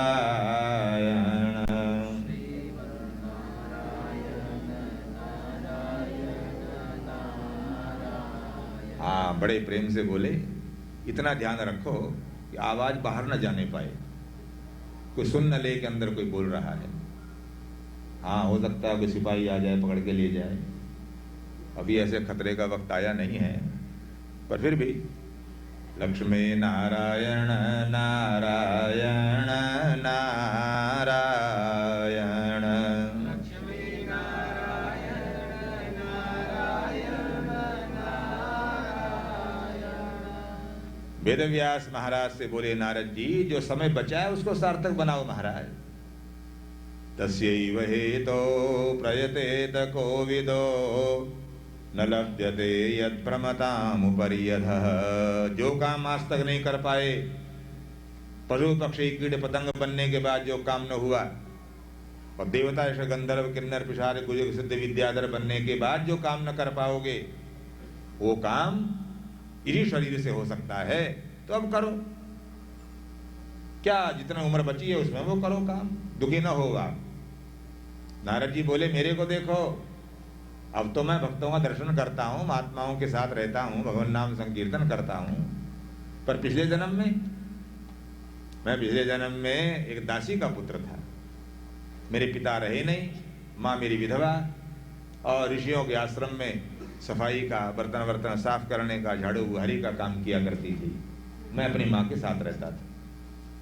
वहाँ सत्संग होते तो माँ तो ऋषियों के आश्रम में सेवा का काम करती, और मैं ऋषियों के यहाँ बैठकर कथा वार्ता भगवत चर्चा सुना करता था। तो मेरे मन में बार बार ये होता कि जय कभी मुझे भी भगवान के दर्शन होंगे क्या, यदि इन सबको हो रहे हैं कि कभी मुझे भी होंगे। परंतु मन होता चलो सब छोड़कर चलें, जंगल में तपस्या करें, पर ध्यान आता ना माँ को छोड़कर कैसे जाऊं। मेरी बूढ़ी माँ है, पिता तो रहे नहीं, और मेरे कारण ही माँ जी रही है। मैं छोड़ के चला जाऊंगा माँ को तो माँ का क्या हाल होगा। इसलिए माँ के कारण मैं नहीं जा पाता था। एक दिन ऐसा हुआ महाराज, माँ ऋषियों की पूजा के लिए फूल लेने उपवन में गई, और वहां किसी काले सर्प ने माँ को काट लिया। क्षण भर में माता का शरीर नीला पड़ गया, रोने धोने लगे सब। मैं भी बहुत रोया। ऋषियों ने मुझे समझाया, बेटा जो होना था सो हुआ, रो मत, संस्कार आदि करो माँ के। बाद में मुझे लगा कि मैं जो भगवान से मिलने के लिए आतुरता दिखाता था, शायद प्रभु ने मेरे ऊपर, माँ को अपने पास बुलाकर एक तरह से मेरे ऊपर कृपा ही की है। ऐसा मानकर तब मैं भगवत दर्शन करने के लिए जहां तहां घूमता फिरता था, जंगलों में जाता, कंदराओं में घूमता फिरता, थक गया। घूमते फिरते थक गया, भगवान का दर्शन न हो पाया। तो एक दिन थका मांदा पीपल के पेड़ के टेक लगाए हुए मैं जरा विश्राम करने लगा। उसी समय नींद आ गई जरा मुझे। तंद्रा में भगवान चतुर्भुजी नारायण ने मुझे दर्शन दिए, प्रसन्न हो गया। ओहो, पर तुरंत नींद खुल गई, रोने लगा मैं। ओहो, अभी भगवान को देख रहा था मैं, आंख खुली तो भगवान चले गए। जब मैं रोने धोने लगा तब आकाशवाणी हुई, नारदरो मत नान्यस्मिन् जन्मनि भवान् मामां द्रष्टुमिहार्हति अविपक्व कषायाणां दुर्दर्शोऽहं कुयोगिनां। नारदरो मत, इस जन्म में तुम्हें हमारा दर्शन नहीं होगा, अगले जन्म में होगा। ये कहकर भगवान अंतर्धान हुए और नारद जी बोले, महाराज दूसरे जन्म में मुझे दर्शन हो रहा है, देखो आप जैसे महात्माओं की संगति करता हूँ और ऋषियों में परिगणित हूँ, आप भी वो काम करो जिस काम को करने के बाद आपके मन को संतोष प्राप्त हो सके। अभी जो उम्र बाकी है उसमें करो वो काम। तो देवर्षि नारद जी ने कहा, मेरे पिता ब्रह्मा महाराज ने मेरे को भागवत बीज रूप में दिया है, 4 श्लोकी भागवत, चतुश्लोकी, वो मैं आपको देता हूं, आप उसको आधार बनाकर और महाग्रंथ का निर्माण करो। तो 4 श्लोक देवर्षि नारद जी ने श्री वेदव्यास महाराज को प्रदान किए। उन्हीं 4 श्लोकों को आधार बनाकर और श्रीमद् भागवत महापुराण की रचना वेदव्यास महाराज ने की।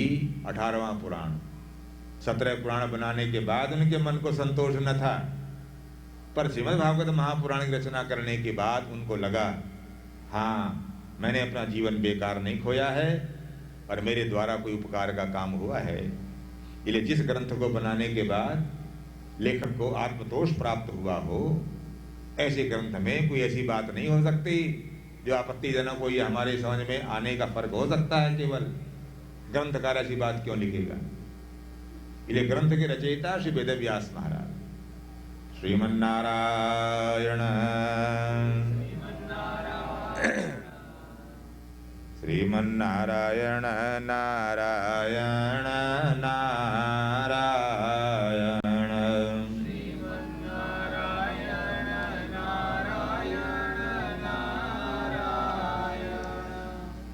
दूसरी बात है, भागवत कथा के सुनने वाले कौन हैं, श्रोता कौन। साधारण श्रोता नहीं, हमारे यहाँ 3 प्रकार के श्रोता माने गए। एक श्रोता हैं जो सूप जैसे, जिसमें देवियां अनाज साफ करती हैं। सूप का काम ये है, जो कूड़ा करकट बाहर फेंक देता है, अच्छी चीज भीतर रखता है। एक श्रोता होते हैं सूप जैसे, वो कथा सुनने आते हैं और सत्संग में जाते हैं, जो अच्छी बात है उसको ग्रहण कर लेते हैं, और जैसी जो समझ में नहीं आई है, अच्छी न मालूम पड़ी, वो बाहर निकाल देते। वो नंबर 1 श्रोता है।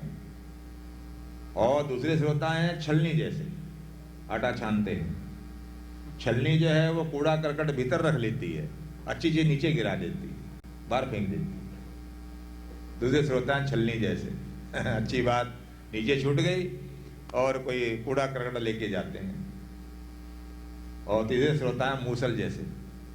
मूसल ओखली में डाल करके धान कूटते हो आप, 2 घंटा मूसल ने मेहनत करी, क्या हुआ, छिलका अलग हो गया, भूसी चावल अलग हो गया, पर मूसल को क्या मिला, न छिलका न चावल।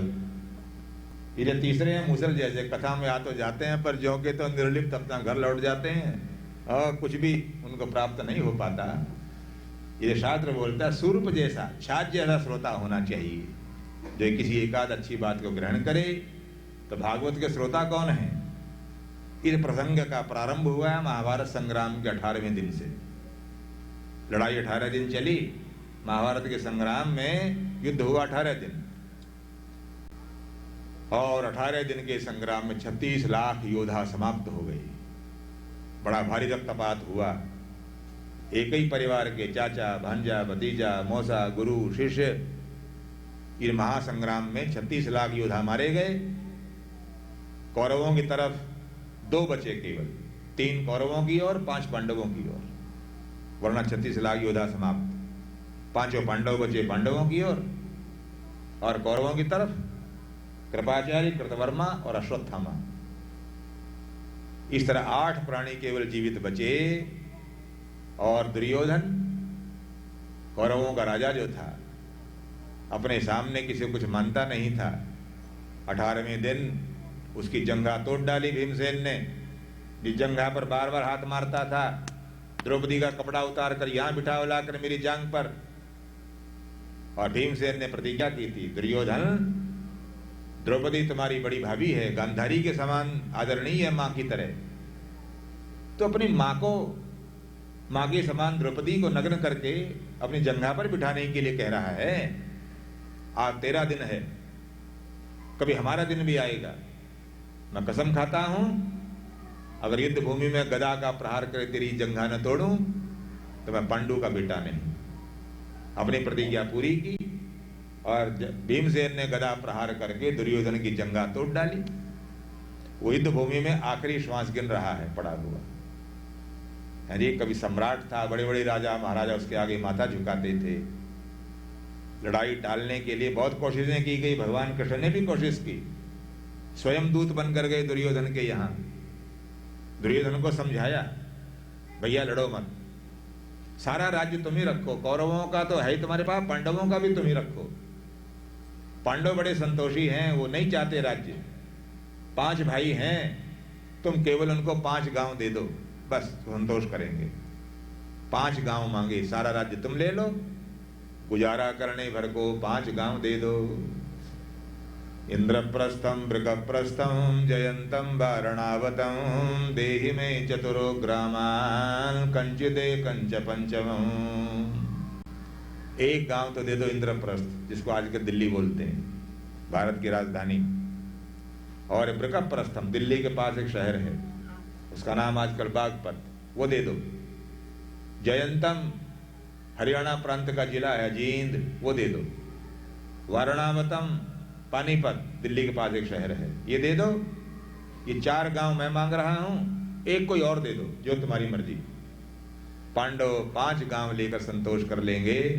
भैया लड़ो मत, युद्ध मत करो, खून बहेगा, भाई भाई को मारेंगे, अच्छा नहीं है ये। भगवान ने जब कम से कम पर समझौता हो सके ये प्रस्ताव किया, तो दुर्योधन अभिमान में सीना तान कर खिलखिलाकर हंसा और कृष्ण भगवान से बोला, कृष्ण तुम बड़े बुद्धिमान, नीति के जानने वाले हो, 5 गांव मांग रहे हो?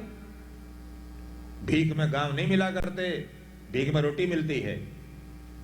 अगर पांडवों की ताकत में जोर हो, भुजा में बल हो, मुझसे राज्य वापस ले लें। आप तो 5 गांव की बात करते हो। कृष्ण, मैं तो सुई की नोक पर जितनी मिट्टी आ सकती है उतनी मिट्टी भी बिना लड़े नहीं दूंगा। सूच्यग्रम नैव दास्यामि बिना युद्धेन केशव। लड़े बिना नहीं दूंगा, लड़कर चाहे पांडव जो मर्जी ले लें, 5 गांव न दूंगा। मना कर दिया। भगवान बोले, अच्छा भाई तुम्हारी मर्जी, हमारा काम था समझाना, तुम नहीं समझते, अब जो पांडवों से होगा सो करेंगे। तो दुर्योधन बोला, कृष्ण आपकी संधि वार्ता करने आए थे, वो टूट गई, कोई बात नहीं, परंतु आप हमारे रिश्तेदार भी तो हो। भगवान दुर्योधन के समधि लगते हैं। दुर्योधन की बेटी भगवान कृष्ण के पुत्र के साथ विवाही है, सांब के साथ उर्मिला का विवाह हुआ है, इसलिए तुम हमारे समधि हो, समधि भाई, घर चलो, भोजन करो, विश्राम करो। तो भगवान क्या बोले, दुर्योधन रिश्तेदारी खत्म, पांडव मेरे प्राण हैं और तुम पांडवों के शत्रु हो। यस्तान द्वेष्टि समाम द्वेष्टि यस्तान अनु समाम अनु। जो पांडवों का प्यारा वो मेरा प्यारा, जो पांडवों का दुश्मन वो मेरा दुश्मन, इसलिए रिश्तेदारी समाप्त। ऐसा कहा कहकर भगवान चले तो गुस्से में आकर दुर्योधन, मेरी भरी सभा में, राज दरबार में मेरा अपमान करके जा रहे हैं कृष्ण, पांडवों के पास क्या है, ये कृष्ण ही जाकर भड़काएंगे उनको। अगर मैं कृष्ण को गिरफ्तार करके अपने जेल खाने में डाल दूं तो पांडव मेरा कुछ न कर सकेंगे। ऐसा विचार करके कहा, कृष्ण सुनो, रिश्तेदारी खत्म करके जा रहे हो, समझाना नहीं मानते, तो जाओ पकड़ लो, सैनिकों से कहा गिरफ्तार करो, जाने मत दो। और 2-4 सैनिक भगवान को पकड़ने के विचार से आगे बढ़े भी। श्रीमन्नारायण। भगवान ने सोचा लो जी मैं दूत बन करके आ गया तो क्या दूत ही हूं, बस ये नालायक मेरे को पकड़ने आ रहे हैं। तब भगवान ने अपना विराट रूप दिखाया, जो अर्जुन को दिखाया कुरुक्षेत्र भूमि में, वही रूप दुर्योधन को भी दिखाया। रूप दोनों ने देखा, परंतु अर्जुन तो हाथ जोड़कर प्रार्थना करता है, रूप देखकर कृतकृत्य हो गया। और दुर्योधन देखकर घबरा तो गया, तो सैनिकों से बोलता है डरो मत, खुद तो डरा हुआ है, बोला डरो मत, ये तो बहरूपिया है कृष्ण, तरह तरह के स्वांग बनाना इसका स्वभाव है, जाओ पकड़ लो, गिरफ्तार करो। इसलिए सबका तेज समाप्त करके भगवान ने युद्ध को टालने का बहुत प्रयास किया था, पर फिर भी युद्ध टला नहीं। 18वां दिन आज जंगा टूट गई है और वो युद्ध भूमि में आखिरी श्वास गिन रहा है दुर्योधन। यहां से भागवत की कथा प्रारंभ होती है। श्रीमन्नारायण। अश्वत्थामा जीवित बचे हैं, वो सोचते हैं हमारे राजा दुर्योधन जाने कहां युद्ध भूमि में पड़े होंगे, चलो उनकी लाश ढूंढें, कम से कम संस्कार तो करेंगे। रात के समय मशाल हाथ में लिए हुए ढूंढ रहे हैं दुर्योधन का शव कहां है, दुर्योधन की लाश कहां है। अचानक जब दुर्योधन के निकट पहुंचे, चेहरे पर प्रकाश पड़ा, तो आंख खुली।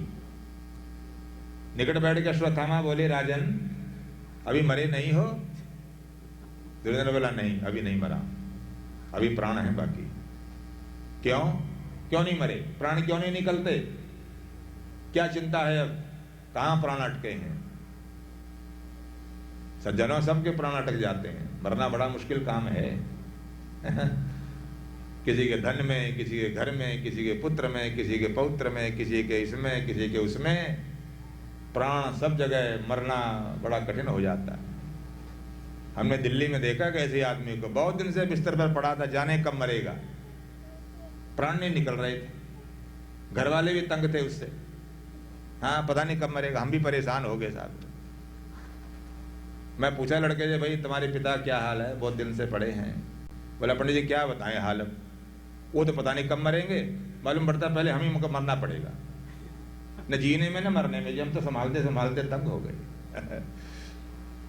अच्छा हाल क्या, वो बिस्तर पर पड़े वो सज्जन और उनके पांवों की तरफ लोहे की अलमारी जिसमें उनकी जिंदगी भर की कमाई, नोट, सोना चांदी गहना सब रखा है, उसकी तरफ आंख लगाए भाई यूं पड़े रहते थे बेदी पर, वहां प्राण अटके थे, है जी, उस कास में जहां रुपया पैसा रखा है, प्राण नहीं निकलते थे। लोग देखने भालने आते, क्या हाल है क्या हाल है, वो कुछ न बात होते यूं पड़े अलमारी देखते हुए। एक सज्जन मैं गया मिलने, चलो देखें भाई क्या हाल चाल क्या, मैं भी गया। इतने में सज्जन आए, उनके कोई प्रेमी, वो और सब तो बैठे नीचे, तो जो नए सज्जन आए थे वो उनके पांवों की तरफ बैठ गए, और जो ही पांवों की तरफ आकर बैठे, उन महानुभाव को वो कांच दिखनी बंद हो गई, अलमारी दिखनी बंद हो गई, बीच में वो आ गए। तो जो ही वो बीच में आकर बैठे, वो पड़े पड़े लगे यूं करने। सब लोग बोले जी बस अब जाने की बारी, मालूम पड़ता है पंडित जी क्या हुआ जी, अचानक क्यों करने लग गए। हमने कुछ न हुआ है, इनको केवल ये काश दिखनी बंद हो गई जहां इनके रुपया पैसा रखा है कि भैया तू यहां से उठ जा, खड़ा हो तू यहां से। वो सज्जन जो ही उठ कर हमारे पास बैठे, फिर शांत होकर अलमारी के दर्शन करने लगे। बहुत मुश्किल है प्राणों के बंधन को काटना, कई जगह अटक जाता है। कथा सुनोगे, राज्यपाट छोड़ करके जंगल में आकर आत्म उद्धार करने का विचार रखने वाले राजा भरत एक मृग के शरीर के, मृग के बालक के मोह में फंस गए, कितने जन्म लेने पड़े। इसलिए अश्वत्थामा बोले राजन प्राण क्यों नहीं निकलते, क्या बात है, क्या लड़ाई में हार जाने का दुख है? दुर्योधन बोले नहीं, हारने का दुख नहीं, मैं बहादुरों तरह लड़ा हूं, हार जीत तो युद्ध में होती है, एक दो लड़ेंगे, जीतेगा एक हारेगा। मैंने सब घाव छाती पर सहे हैं, मैं बहादुरों तरह लड़ा हूं, मुझे हारने का दुख नहीं है। तो फिर क्या बात? दुर्योधन बोला तब बात यह है, यह महाभारत की लड़ाई में मेरे 100 भाई मारे गए, 100 कौरव, मेरे तो 100 भाई मर गए और पांडवों में से कोई एक भी नहीं मरा। भाई ये दुख है मेरे। अगर मेरे 100 भाई मरे हैं तो पांडवों का भी कोई एक आध भाई मर जाता तो मुझे संतोष होता। चलो मेरे 100 मरे, वहां भी 1-2 मर गए हैं, वो झोंके त्यों सब, और मेरा सब कुछ गया, 100 के 100 भाई, इसलिए मेरे को प्राण नहीं निकल रहे। कौन है ये? दुर्योधन तो है ही। संसार हमारा आपका यही याद है, हम बोल रहे हैं दुर्योधन के रूप में। भगवान न करे किसी का नुकसान हो जाए, कुछ ट्रेन में है या कहीं सफर में है और जेब से पैसा गिर जाए या कोई जेब काट ले, बड़ा दुख है। परदेश में पैसा कोई छीन ले, बड़ी परेशानी, बड़े दुखी हैं आप। पर अगर कोई ट्रेन में दूसरा व्यक्ति भी कह रहे भाई ओ मेरे भी किसी ने जेब साफ कर दी, मेरा भी पैसा गया, तो आपको मिलता कुछ नहीं पर संतोष होता, हाँ चलो मेरा नहीं गया, उसका भी गया है कुछ न कुछ। मिथ्या आश्वासन, झूठा आश्वासन। तो दुर्योधन कहता है मेरे 100 भाई मर गए, पांडवों में से एक भी नहीं मरा। अश्वत्थामा बोले तो चिंता मत करो राजन, कम से कम एक पांडव के मरने की खबर मैं आपको अभी रात को सुनाता हूं, आप चिंता न करो। ये कहकर आश्वासन दिया दुर्योधन को। और जहां पांडवों के तंबू थे विश्राम करने को, चोरों की तरह अंधेरे में पांडवों का शिविर तलाश करता हुआ, पांडव तो वहां थे ही नहीं। कृष्ण भगवान बड़े दूरदर्शी महापुरुष थे। युद्ध समाप्त हुआ 18वें दिन, तो सायंकाल कोई बोले राजा युधिष्ठिर से, युधिष्ठिर महाराज जी, हमने विंध्याचलवासिनी दुर्गा देवी की प्रार्थना की थी, अगर पांडव युद्ध जीत जाएंगे तो द्रौपदी और पांडवों को साथ लेकर मैं आपके दर्शन करने आऊंगा, चलो विंध्याचल। पांडवों को साथ लेकर भगवान विंध्याचल गए हुए हैं, पांडव है ही नहीं। अश्वत्थामा को नहीं मालूम, वो पांडवों का शिविर देखा और द्वार से नहीं तलवार से पर्दा चीरकर पीछे से प्रवेश किया, कपड़ा चीरकर। तो देखा 5 व्यक्ति, 5 बिस्तर बिछे हुए हैं, 5 व्यक्ति सो रहे हैं। थे वो 5 पांडवों के बेटे, परंतु अश्वत्थामा ने समझा 5 पांडव हैं।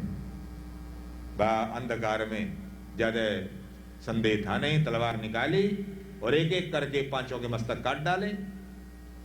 एक कपड़े में 5 मस्तक बांधकर अपने कंधे पर लाद कर युद्ध भूमि वापस आए और दुर्योधन के आगे गट्ठर फेंक कर खुश होकर के बोले, लो राजन, एक नहीं, मैंने तुम्हारे 5 शत्रुओं को समाप्त कर दिया है, 5 कांटे निकल गए।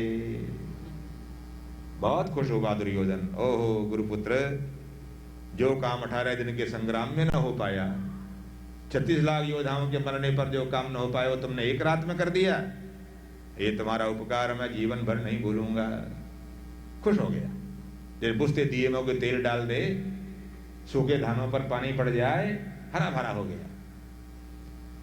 और एक लाश का सहारा लेकर बैठ गया, अपनी जांग तो टूटी हुई थी, जरा उड़क कर बैठ गया, गठरी खोल ली और वो मस्तक निकाल कर अपने हथेलियों के बीच में यों जैसे फल को दबा दबा कर तोड़ा जाता है, ऐसे यों कर करके कुचल कर खोपड़ियां फेंकने लगा।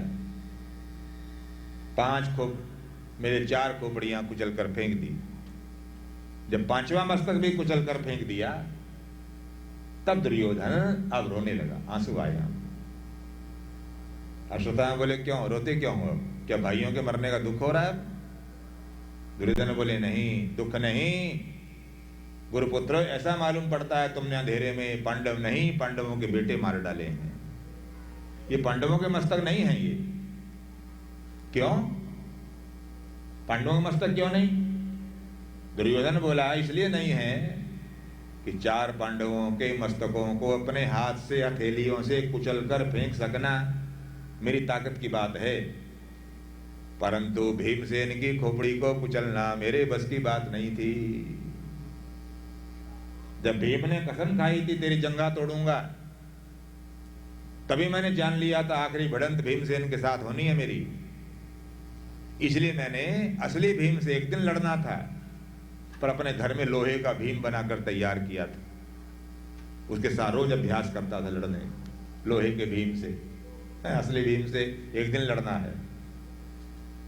तभी तो जब युद्ध समाप्त हो गया और किसी ने जाकर धृतराष्ट्र से कहा, राजन तुम्हारा राजा बेटा मारा गया, भीमसेन ने जंगा तोड़ डाली। अंधा धृतराष्ट्र बड़े बेटे की मरने की खबर सुनकर दुखी तो बहुत हुआ, कलेजा फट गया, परंतु अपने मन के दुख को चेहरे पर नहीं आने दिया। अंधे में यह करामात होती है, केवल अपने मनोभावों को अंधा अपने चेहरे पर नहीं आने देता। मन में क्या है हम लोग नहीं छिपा सकते, पर अंधा छिपा लेता है। ये प्रकृति ने उसको ऐसा वरदान दे रखा है, मन में क्या है कोई नहीं जान पाता। तो अंधा भीतर से बड़ा दुखी धृतराष्ट्र, ऊपर से खुश, प्रसन्न हो।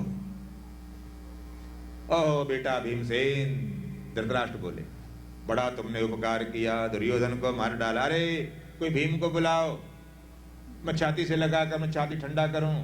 यूं हाथ फैलाए धृतराष्ट्र ने, कोई भीम को बुलाओ। और भीमसेन देखकर अपने ताया हाथ बुला, मुझे बुला रहे हैं, बहुत खुश हुए। और भीमसेन आगे बढ़े, अपने ताऊ जी के गले लगने आगे बढ़े। तब कृष्ण भगवान ने भीमसेन को रोका, श्रीमान जी, महाराज पहलवान साहब जरा रुक जाओ, एक मिनट, ज्यादा जोश में ना हो। भीम को तो रोका, वो तो लोहे का बना हुआ भीम था जिस पर अभ्यास किया करता था दुर्योधन। वो लोहे का भीम धृतराष्ट्र के आगे सरका दिया। लो राजन, ये भीम आ गया। और लोहे के भीम को धृतराष्ट्र ने गले लगाया और आलिंगन करने के बहाने ज्यों दबाने लगा, इतना जोर से दबाया, इतना दबाया कि लोहे के ठोस उस भीमसेन का लुंज पुंज बनाकर कजूमर निकालकर परे फेंका। तब कृष्ण भगवान बोले भीमसेन से, अगर तुम लग जाते गले धृतराष्ट्र के, ये बूढ़ा तुम्हारी यही दुर्गति करता जो लोहे के भीम की है। धृतराष्ट्र बड़े ही बलशाली थे, पर अंधे थे, मजबूर। अगर आंख होती धृतराष्ट्र को और महाभारत के संग्राम में उतरते तो महाभारत का नक्शा कुछ और होता। तो दुर्योधन बोला, भीमसेन के माथे कुचलना मेरी ताकत से बाहर की बात है। ये तुमने पांचों पांडवों के बेटे मारे हैं, ये पांडवों के मस्तक नहीं है। अश्वत्थामा बोले, चलो बेटे सही, सांप का बेटा क्या कम खतरनाक होता है संपोलिया? पांडवों ने सही पांडवों के बेटे मर गए तो क्या हुआ, तब भी दुखी क्यों होते हो? तब दुर्योधन कहता, नहीं, मेरी दुश्मनी पांडवों के साथ थी, बच्चों ने मेरा कुछ नहीं बिगाड़ा था। और मैं सोचता हूं अब तुमने बालकों को मार डाला है, कौन आगे हमारे पिंडदान तर्पण आदि का काम कौन करेगा? ये सारी परंपरा लुप्त हो गई। अभी तो मुझे आशा थी, मुझे कोई संतान नहीं है तो कोई बात नहीं है, पांडवों के बेटे मेरा भी तर्पण करेंगे, मुझे भी पिंडदान देंगे। पर तुमने अब बालकों की हत्या करके इस परंपरा को नष्ट कर डाला। एक ही समय में दुर्योधन को शोक और हर्ष दोनों हुए, और वो तो जैसी शाप उसको मिला हुआ था, तभी तुम्हारे प्राण निकलेंगे जब एक समय में दोनों होंगे, शोक भी और हर्ष भी। प्राण निकल गए।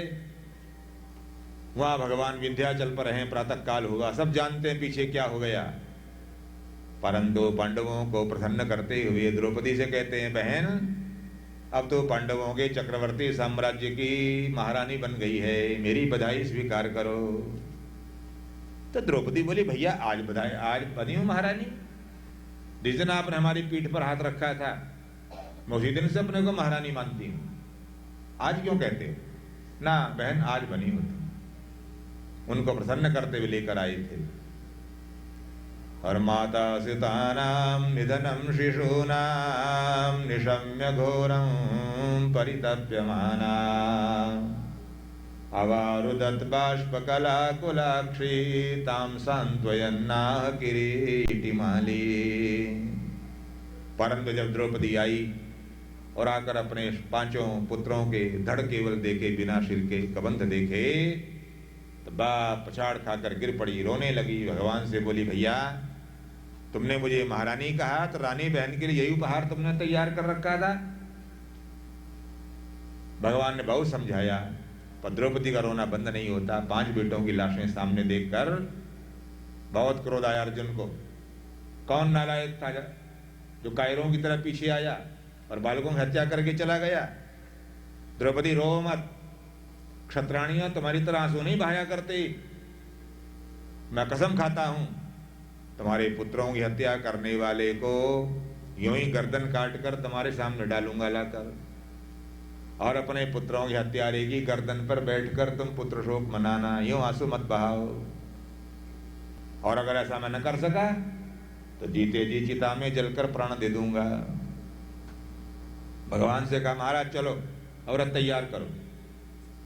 रथ तैयार करके कृष्ण अर्जुन दोनों तलाश कर रहे हैं कौन था कौन आया, अता पता लगाओ। तो मालूम होगा पिछली रात को यहां अश्वत्थामा देखा गया है, तो वही होगा जरूर। और कुरुक्षेत्र में ही ब्रह्म सरोवर पर उसको संध्या वंदन करते हुए देख लिया। सायंकाल का समय, श्रीमन्नारायण। सायंकाल का समय था, संध्या वंदन कर रहे थे अश्वत्थामा। भगवान बोले अर्जुन वो है तुम्हारे पुत्रों का हत्यारा। अर्जुन ने देखा अश्वत्थामा आचार्य द्रोण के बेटा, हमारे गुरुजी के बेटा। महाराज इनके पिताजी ने हमारे को धनुष पकड़ना सिखाया, बाण चलाना सिखाया। मेरे को बड़ी दया आ रही है, कैसे अपने गुरुपुत्र को मारूं? भगवान बोले दया आ रही है तो फिर ऐसा करो तुम जल के मरो। तुमने कसम खाई या तो मैं मार के लाऊंगा या मैं खुद मर जाऊंगा। अर्जुन बोले महाराज मेरा अपराधी नहीं, ये द्रौपदी का अपराधी है। मैं इसको बांध करके द्रौपदी के पास ले जाता हूं, द्रौपदी जैसा कहेगी 100 दंड देंगे। अच्छा चलो ऐसा करो। सामान्य युद्ध हुआ और अंत में अश्वत्थामा को पकड़ लिया, दोनों हाथ पीछे बांधकर धनुष की डोरी से रथ में डाल करके ले आए और द्रौपदी के सामने लाकर धकेल कर पटका, लो द्रौपदी ये है तुम्हारे पुत्रों की हत्या करने वाला, बोलो इसको क्या दंड दूं? जब देखा अश्वत्थामा को द्रौपदी तो कातर स्वर में बोली, हे प्राणनाथ ये तो हमारे गुरु जी के पुत्र हैं, मैं रोज इनको प्रणाम करने जाया करती थी, आपने इनको बंधन में बांध रखा है, महाराज इनके बंधन खोलो, मैं इस अवस्था में इनको देख नहीं पा रही हूं। अर्जुन बोले तुम्हारे पुत्रों की हत्या करने वाला है ये, अब ये वंदनीय ब्राह्मण नहीं रहा, ये बाल हत्यारा है, दंडनीय है ये। ना ना महाराज ऐसा न करो। द्रौपदी बोली जैसे अपने पुत्रों के मारे जाने पर मैं रो रही हूं, उसी प्रकार इनके मारे जाने पर इनकी मां भी रोए मेरी तरह। एक मां दूसरी मां को रुलाकर कभी प्रसन्न नहीं हो सकती, इसलिए कृपा करो छोड़ दो इनको। द्रौपदी कहती है छोड़ दो, और भीमसेन बोलता है मार डालो। अब 2 दल बन गए, मारें कि छोड़ें? युधिष्ठिर बोले भगवान से महाराज जी अब क्या तमाशा देखते हो, आप बताओ क्या करें? भीम बोलता है छोड़ो मत, हाथ में शत्रु को छोड़ना नहीं। और द्रौपदी कहती है छोड़ दो वरना मैं मर जाऊंगी, क्या किया जावे?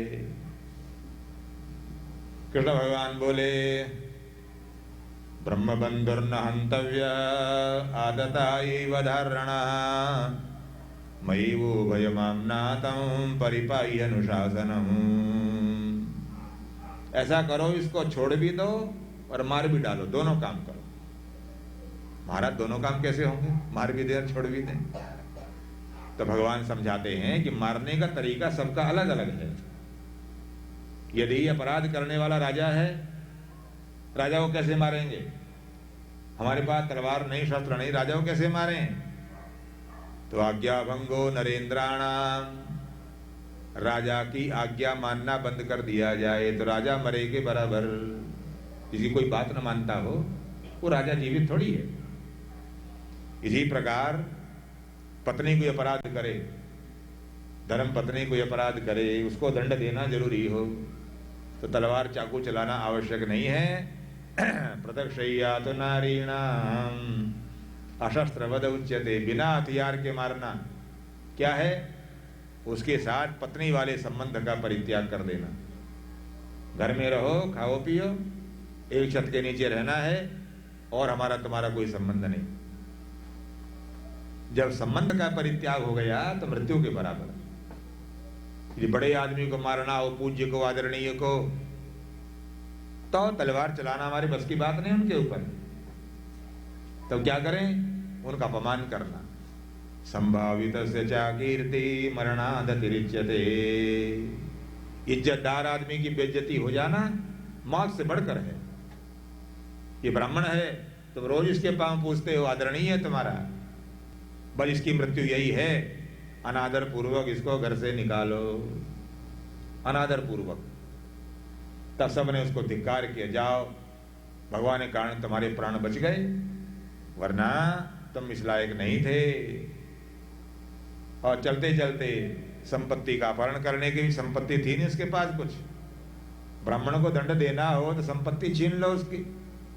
क्या संपत्ति अश्वत्थामा के पास थी? कुछ नहीं, एक मणि धारण करता था माथे में, दिव्य मणि। अर्जुन ने तलवार की नोक से माथे की मणि को निकाला, तो मणि तो निकली से निकली, तलवार के अग्रभाग से माथे पर घाव भी हुआ। वो घाव आज तक मौजूद है। अश्वत्थामा कभी मरेंगे नहीं, चिरंजीवियों में एक हैं जी, इसलिए घाव भी अमर है उनके साथ। इस प्रकार अश्वत्थामा के प्राण तो बच गए, परंतु अश्वत्थामा ने संकल्प किया, अगर मैं द्रोण का बेटा हूं, भाई बात यह है, घायल किया हुआ सांप और बेइज्जत किया हुआ ब्राह्मण दोनों बराबर हैं, बदला लिए बिना नहीं मानते। ब्राह्मण को अपमानित करके छोड़ दो तो मौके की तलाश में बदला जरूर लेगा, और सर्प को घायल करके छोड़ दो तो बदला जरूर लेगा। अश्वत्थामा को मार डालते तो किस्सा खत्म था, नहीं, बेइज्जत करके निकाला। तो संकल्प किया, अगर मैं द्रोण का बेटा हूं, अगर पांडवों का बीज नाश न किया तो मैं भी अश्वत्थामा नहीं। और ब्रह्मास्त्र का संधान किया, मंत्र से चलने वाला हथियार। उस समय भगवती उत्तरा के गर्भ में श्रीमद् भागवत महापुराण के श्रोता बनने वाले श्री परीक्षित महाराज गर्भ में विद्यमान हैं, और वर्ण समाप्त हो जाए इस विचार से ब्रह्मास्त्र का प्रयोग किया गया था। उसके प्रभाव से पहले गर्भ का बालक, जिसे पेट में आग लगी हो, गर्भ का बालक जलने लगा। तब उत्तरा भगवान से प्रार्थना करती है, पाहि पाहि महायोगिन देव देव जगतपते नान्यम त्वदभयं पश्ये यत्र मृत्यु परस्परम। हे श्री कृष्ण, हे योगेश्वर, महाराज मैं मर जाऊं तो कोई बात नहीं है, पर मेरे गर्भ में पांडवों का वंश चलाने वाला पुत्र है, कृपा करो, बालक की रक्षा करो महाराज। तब भगवान छोटा रूप बनाकर गर्भ में प्रवेश करते हैं। दुनिया के इतिहास में उत्तरा जैसी हैं दिव्य स्त्री और कोई नहीं है, आदरणीय महिला। क्यों? भगवान के परम भक्त परीक्षित इसके गर्भ में हैं, और भगवान भी रक्षा करने को पहुंच गए। जिसके गर्भ में भगवान भी हों और भक्त भी हों, दोनों हों, ऐसी देवी संसार में दूसरी नहीं उत्तरा के सिवाय। भक्तों को जन्म देने वाली बहुत है, भगवान को जन्म देने वाली भी बहुत है, पर दोनों एक समय में जिसके गर्भ में रहे हों, ऐसी केवल उत्तरा। गर्भ का संरक्षण हुआ, और समय आने पर श्री परीक्षित महाराज का प्रादुर्भाव हुआ। बोलो श्री परीक्षित महाराज की। उन्होंने इसलिए नाम रखा गया परीक्षित। जन्म हुआ तो चारों तरफ सबको देखते थे परीक्षा की दृष्टि से। जिसको मैंने गर्भ में देखा अभी, वो तो इनमें सबको दिख नहीं रहा है, कहाँ है वो? जिसको परीक्षा बुद्धि सबको देखा हो जिसने, तो नाम रखा गया परीक्षित। श्रीमद् भागवत महापुराण के यही श्रोता बनेंगे आगे, इसलिए श्रोता है परीक्षित। हम जहां वक्ता की परीक्षा करते हैं, वक्ता परीक्षित होना चाहिए, ऐसा वैसा नहीं। पहले चुनाव करते हैं, हमसे हमें किससे कथा सुनना है, किससे कथा सुने, कौन ठीक रहेगा, जी परीक्षा करते हैं ना। परीक्षित होना चाहिए वक्ता भी, तो श्रोता भी परीक्षित होना चाहिए। श्रोता भी ऐसा वैसा कोई हो जाए। तो एक सज्जन हमने कहीं कथा सुनाई, एक महानुभाव, उन्होंने 3-4 दिन आकर कथा सुनी, और कथा सुनने के बाद फिर जहाँ मैं ठहरा था वहाँ आकर मुझसे मिले और कहा, जी मैं 3-4 दिन कथा सुनी है, मेरा भी कथा सुनने का विचार है, और मैं 3 दिन कथा सुनने के बाद फैसला किया है कि आपसे कथा सुनो। मैंने क्यों भाई, क्या बात?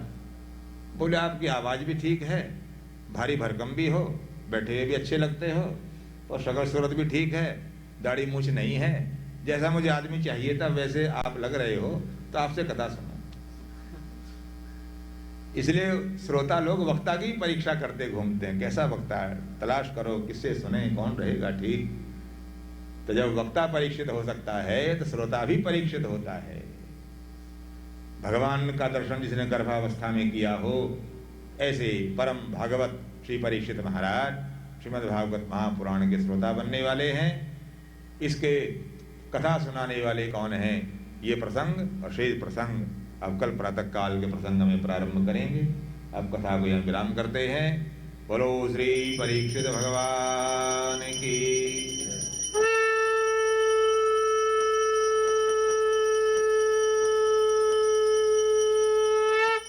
अच्युतं केशवं राम नारायणं,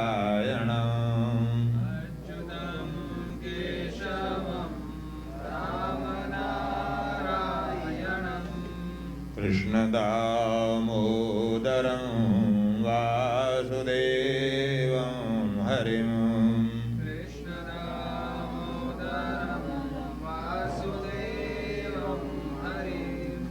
श्रीधरं माधवं गोपिका वल्लभं,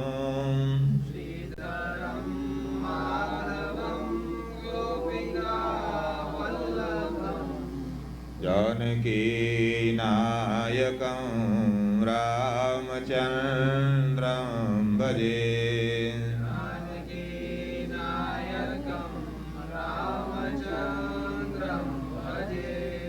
रामचन्द्रं भजे, भालचन्द्रं भजे,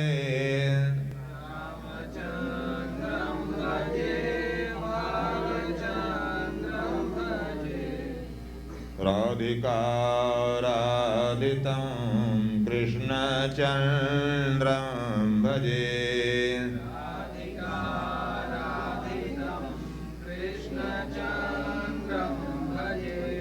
धर्म की अधर्म का प्राणियों में विश्व का वेद भगवान की, श्रीमद् भागवत महापुराण की, श्री वेदव्यास भगवान की। हर हर महादेव।